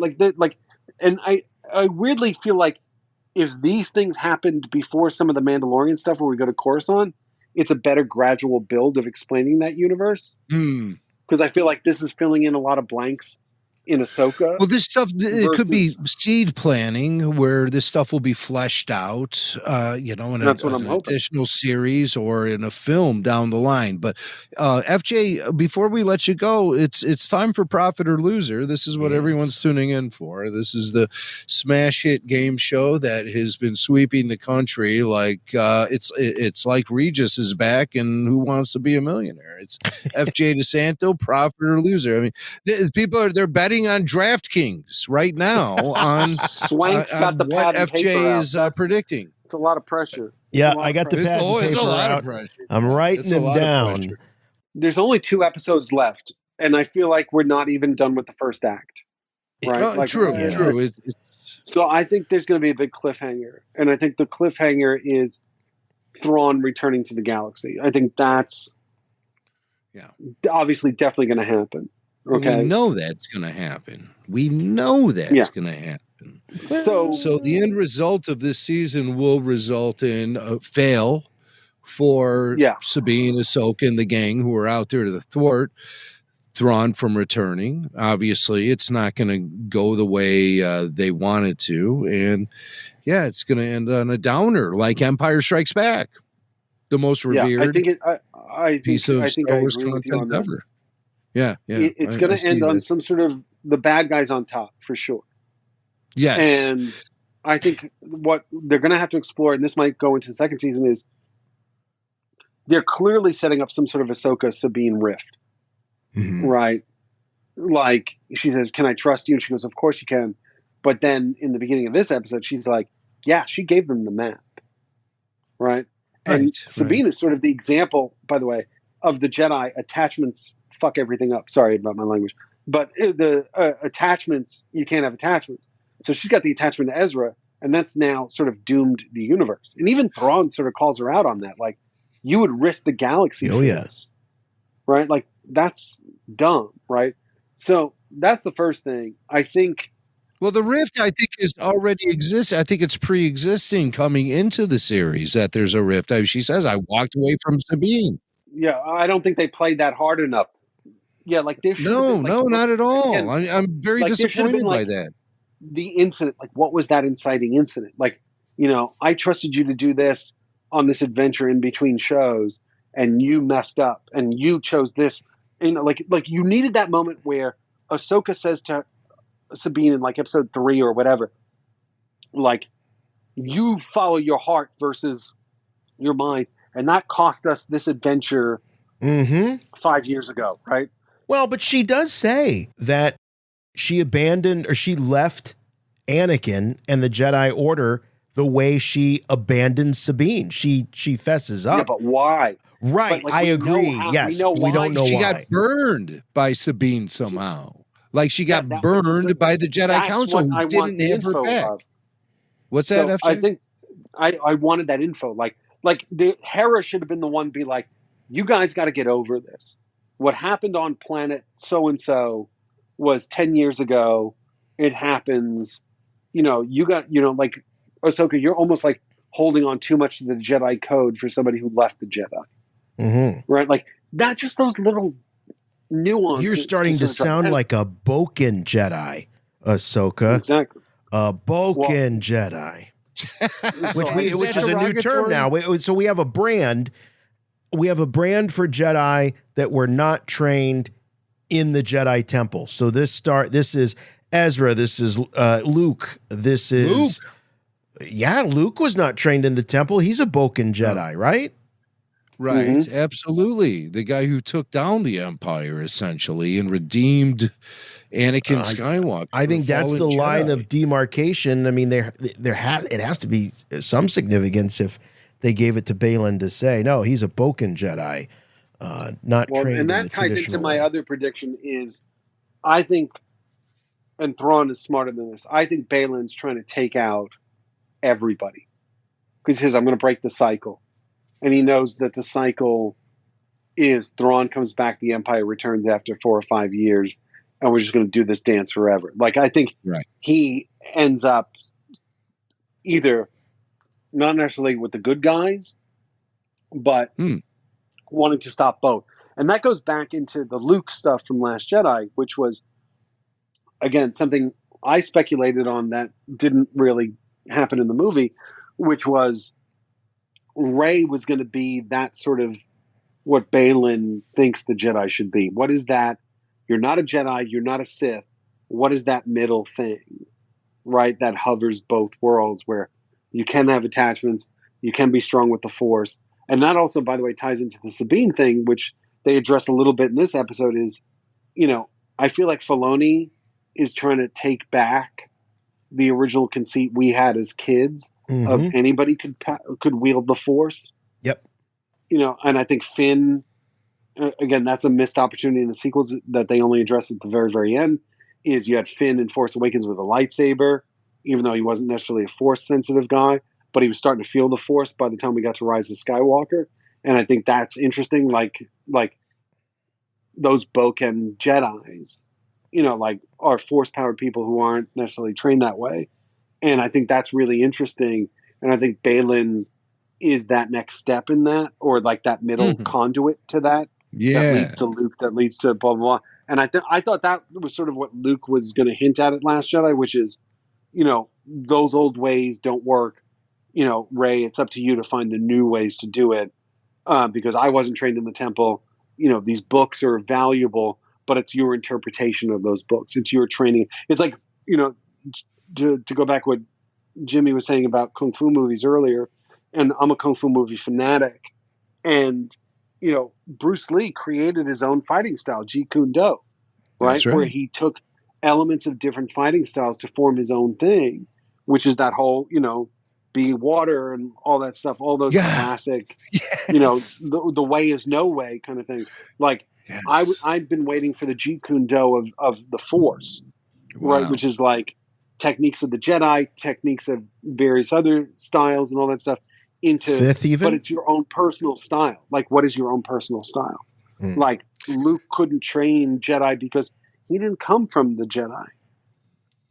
He was raised, he got trained for 10 minutes by Yoda, and, and that's it. Right? Like, he could start his own thing. And the interesting thing about his nephew taking it all down is really fascinating. So how does Rey learn from those lessons? And then to circle it back, what can we learn from Balin as these cool, deep orange lightsaber wielding things, these characters that they're sort of dressed like Sith, but they're not, and they're definitely not Sith. And I thought that was a really interesting bit where Thrawn says, "Oh, General Balin." Yes. Like, he knows him from the Clone Wars. He knows him from the Jedi and all that stuff. Like, that's really interesting. Like, because you got to understand, at that point, the Jedi have been gone for how long? 25 years? And he's sort of, by the time we get to Ahsoka, how long is the Jedi? Jedi been gone? Roughly 25 to 30 years. Yeah. Maybe 40 years, right? Maybe even, maybe even that. But the point being, it's like, it's really interesting. And then, you have this picture of the Night Sisters up, which is a whole other conversation. And the interesting thing is the Night Sisters immediately identify Sabine as a Jedi, which is really interesting because I think they're sensing the Force in her before she even realizes it. Yeah. But they don't do that with Balin.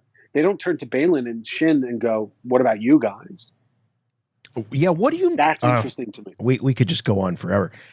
This is all really good stuff. FJ, you're not on often enough. I'm going to say that, but I do have 3 of your predictions right here. The first one I have is that it's going to end on a big cliffhanger. That cliffhanger being Thrawn's return to the galaxy far, far away. That's going to be where they'll end this season. The second one, I think I have this right, that the Ahsoka Sabine rift will be revealed. The origin of that rift? Widened. It'll be widened. I don't know if we're going to because it's already been revealed, but maybe it'll be better defined. Let's say. Yeah. Yeah. And that Balin will, and then the third is that Balin will be revealed as having a plot or designs to just take out everybody. Yeah, and I both think sides. Like I said, I think he. I have another prediction I'll give you that's really quick after this, but I think Balin, he mentions there's something about this planet. Like I think he gets hired to go there to find whatever this source of power is. He knows too much about the Night Sisters and the dark power and all that stuff. And I wouldn't be surprised if he's trying to harness it or defeat it or stop it, etc. Like I wouldn't be surprised if he's a guy who wants to take out all sort of cults of the Force. Sort of just let the world unify. I hear you. I hear you. Not necessarily unify it, just like if I take out the source of the power of the Night Sisters, they're out. The Jedi are out. The Sith are out right now. Oh, remove the Force from the galaxy altogether. Do you think his quest is to find the source of the Force? I thought that's RFR. We're your source for the Force. So does that mean Balin Skull is going to hunt us down and exterminate Jason and myself as the source of the Force? I'm terrified. Not remove the Force, remove the cults of the Force. What is the cycle over the 3 trilogies, right? It's the light side, dark side, light side, dark side, light side, Balin dark side, right? specifically doesn't, he says Jedi and Empire. He doesn't say Sith. Does the Sith always take over the galaxy in the form of an empire? I guess that would naturally be the way. But you have to understand that at this point in Star Wars history, there are no Sith that we know of. I mean, or that's not public. Exegol, like, you got to understand, they spent how many years trying to bring back Palpatine? That's why Thrawn is there. So there's no Sith, right? Okay. So the interesting thing is, you've got there's 2 interesting things to that you sort of trigger into my head, which is there's going to be how many years now? 30 years of shit going on in Exegol, right? That lead to Snoke. So Snoke, something's going to happen, which we know we've hinted at, where they're cloning shit that leads to Snoke. And the problem is they never really reference Operation Cinder, which I think would be a very clean thing. Operation Cinder directly implies from Palpatine, Thrawn needs to lead the thing. Well, Thrawn is here. Okay, let's divide all the reasons, because you have all these Imperial generals in Mandalorian Season 3 with, Moff Gideon sort of going, when Thrawn comes back, they're all planning that shit, right? So, like, the fact that nobody has sat there and said Operation Cinder, which I think would be a very clean thing. Like, Palpatine's contingency plan is this, right? Yes. That I think we're going to see more of that, and we're going to see in the second season of Ahsoka why Thrawn is awesome, all that stuff. I think, by the way, the big twist is going to be he's going to be fuel. I think all those night troopers are zombies. Okay. Because he says to the Night Sisters, "I'm going to need your powers once again." Yeah. Right. Yeah. It's never explained what he's doing with them. Right. Like that connection is not explained. Right. Like, I think that was his way to keep his guys alive and keep alive himself, is zombieing these stormtroopers. So I think that's an interesting, fun thing of the heroes versus zombie stormtroopers, and that you can't kill, or you can kill brutally, and it's fun. You can slice their heads off and all that shit. So I think that's going to be something that we're going to have zombie troopers versus heroes. And by the way, I think if it doesn't happen before this is over, Zeb's going to come back in the next. Oh, he's got to be. I mean, they've got the model made. I mean, I can't believe it's taken this long, to be honest with you. Yeah, I think I was surprised he wasn't with Hera when they were searching for Ahsoka in the 5th episode and all that. You know, when the like, again, that's a missed opportunity where, like, if Hera is this sort of renegade ex-general, you know, sort of going against protocol, and the New Republic shows up and she's giving them the finger, Zeb could have been the guy who sort of helps them escape. He's the guy she calls, in the middle of the night with the flat tire. Yes, he's the guy that's going to risk it all. We're still going to get the Zeb reunion. Zeb doesn't show up in Mandalorian just for a cameo. Right. Like, this is the Filoniverse. So he's going to come back. If it's not in this, it's the 2nd season. And that's, you know, sort of my big prediction. And I don't think even in the 2nd season of Ahsoka that they're going to eliminate Thrawn. I think this leads to the feature. All right, I think Gideon's going to come back. I agree with that. Yes. I need a quick answer to this final question, which is the first Star Wars movie to be released on the big screen is going to be what? What will be the next Star Wars movie? Rey. Will it be it's the Rey movie, you believe? It's the Rey movie. Yeah. Okay. The Rey movie, not the Filoni film. You do not know, because I think what happens is they're going to make a Star Wars movie next year. And I don't know if the strike, which, as I'm looking at my phone, could be ending while we're talking. But I think the strikes, if they didn't delay those movies, okay, that's the asterisk, Mac. That's the asterisk. Okay, is if the strikes don't mess it up, Rey movie goes first. Then you're going to get a 2nd season of Ahsoka, maybe another season of Mandalorian, and that leads into the movie. Okay. I think that, well, and again, that is the Skeleton Crew, which is going to tie into Skeleton Crew exists in this era. Which is already in the can. Already in the can, ready to rock. We don't know how that plays in. Does that delay that stuff? Like, you know, like, are there story elements in Skeleton Crew that need to happen before we see Ahsoka season 2 and Mandalorian season 4, if there is a season 4, right? Like, maybe the we got to see how that sort of lays out. That's why I think the Rey movie goes first. Well, I think Skeleton Crew might be kind of safe, though, because it's sort of a Lost in Space kind of premise, from what I understand. So that might still ties into that universe. It does tie into that universe, but that might just be a launching pad for sending them off onto some Star Trek Voyager sort of fight to get back to the galaxy. Maybe even they'll bump into the Skeleton Crew out there in the other maybe galaxy. That's where they show up, right? They come from the other galaxy.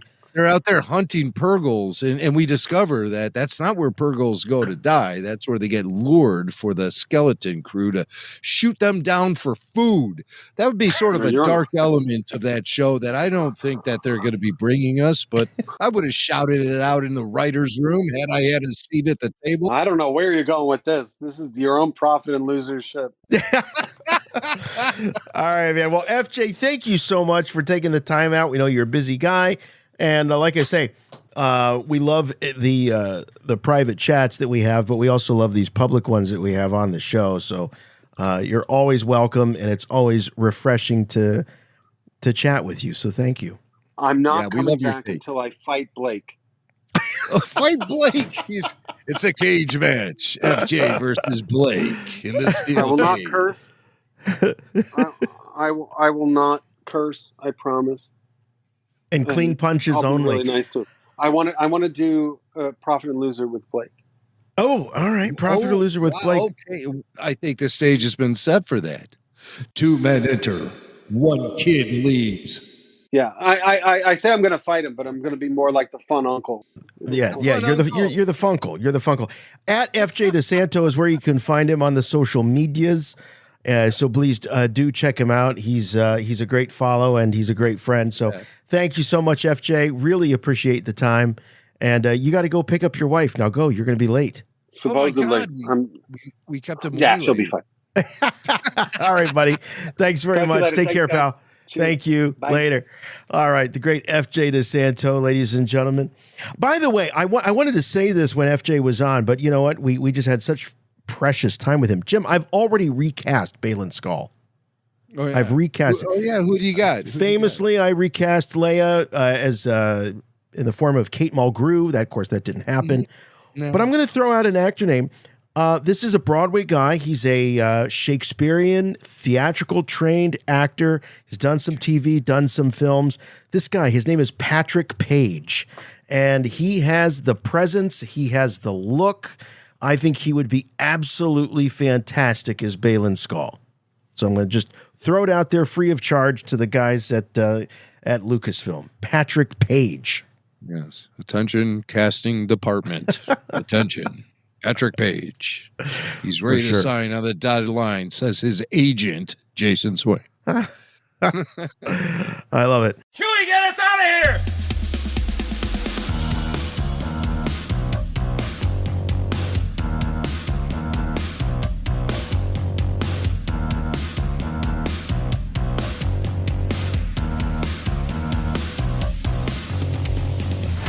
Oh, we got the dancing Thrawns. Look at this.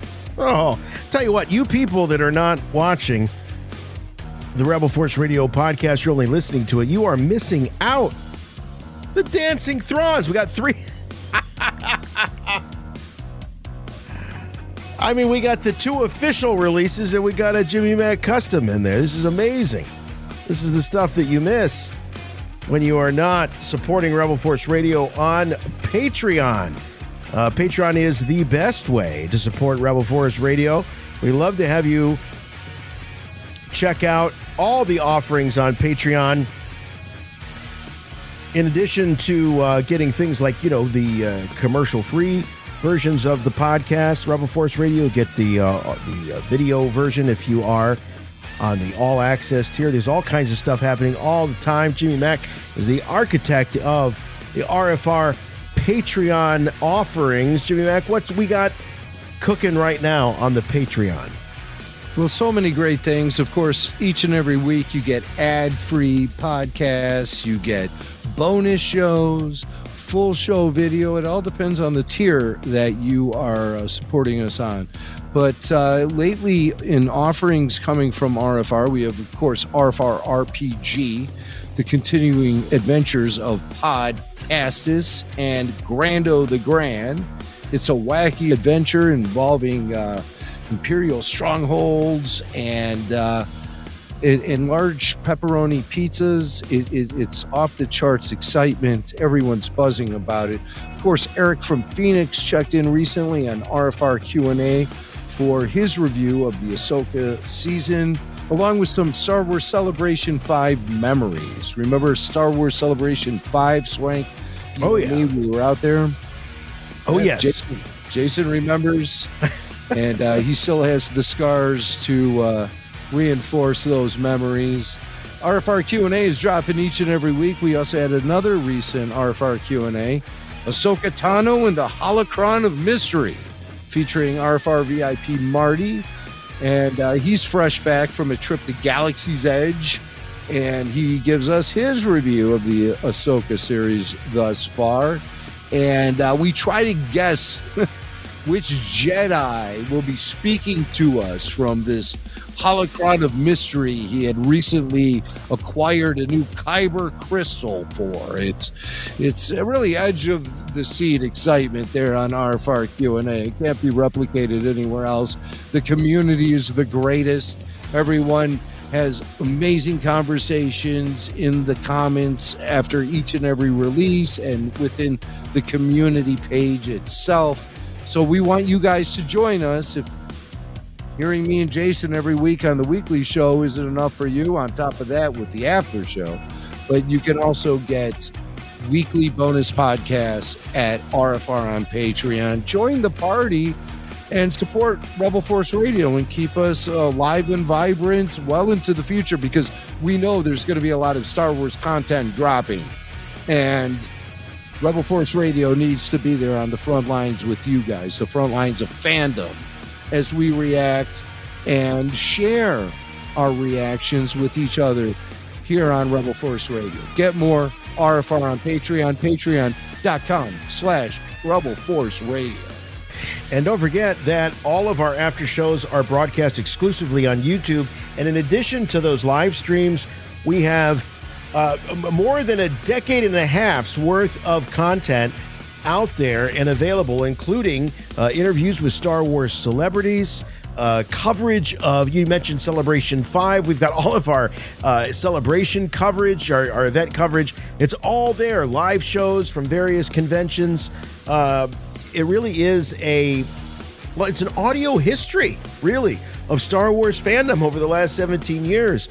It's an incredible thing. If you, we hear from younger fans, younger Star Wars fans that say, this is so cool. I can kind of put myself back into what it must have been like when these, say when all the sequel films were coming out or when the Clone Wars was airing originally. So very cool stuff available on YouTube. We'd love to have you subscribe and give us a thumbs up. It really helps. Also, comment on the videos. These are all the things that YouTube looks for to make sure that you are properly engaged with RFR on YouTube. Also on the social media, we're on Instagram, we're on Facebook. Make sure you're following us there. The website for all things and everything Rebel Force Radio is rebelforceradio.com. But if you really want to help us out, best thing you can do is just doing what you're doing right now. Listen to the show and refer friends. The people that are discovering Ahsoka. I have seen the Nielsen ratings are claiming that the viewership on Ahsoka is up there, only beaten by Mandalorian in terms of Star Wars live action on Disney+. It's one of the top streaming shows right now. So you're probably talking about it around the water cooler at the day job. If people have questions, send them to Rebel Force Radio in the after show. They can always call us and listen to the show, because not only do we profess and prognosticate, but we have this incredible crowdsourcing with all the people watching the after shows, and we learn a lot from them. You know, we're all fellow travelers in this. So please make sure that you are referring the show to your friends. Keep listening. Subscribe if you can, and if your podcatcher of choice allows you to do so, we'd love to have a review. Just one rule, please.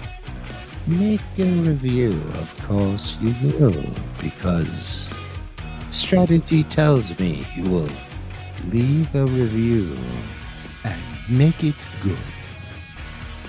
Drawn out. There's no short answers with that guy. So we'll see you next week. Until then, next Wednesday, we'll be looking at part 7 of the Ahsoka series. Until then, for Rebel Force Radio, I'm Jason. I'm Jimmy Mack. And remember, The Force will be with you, always.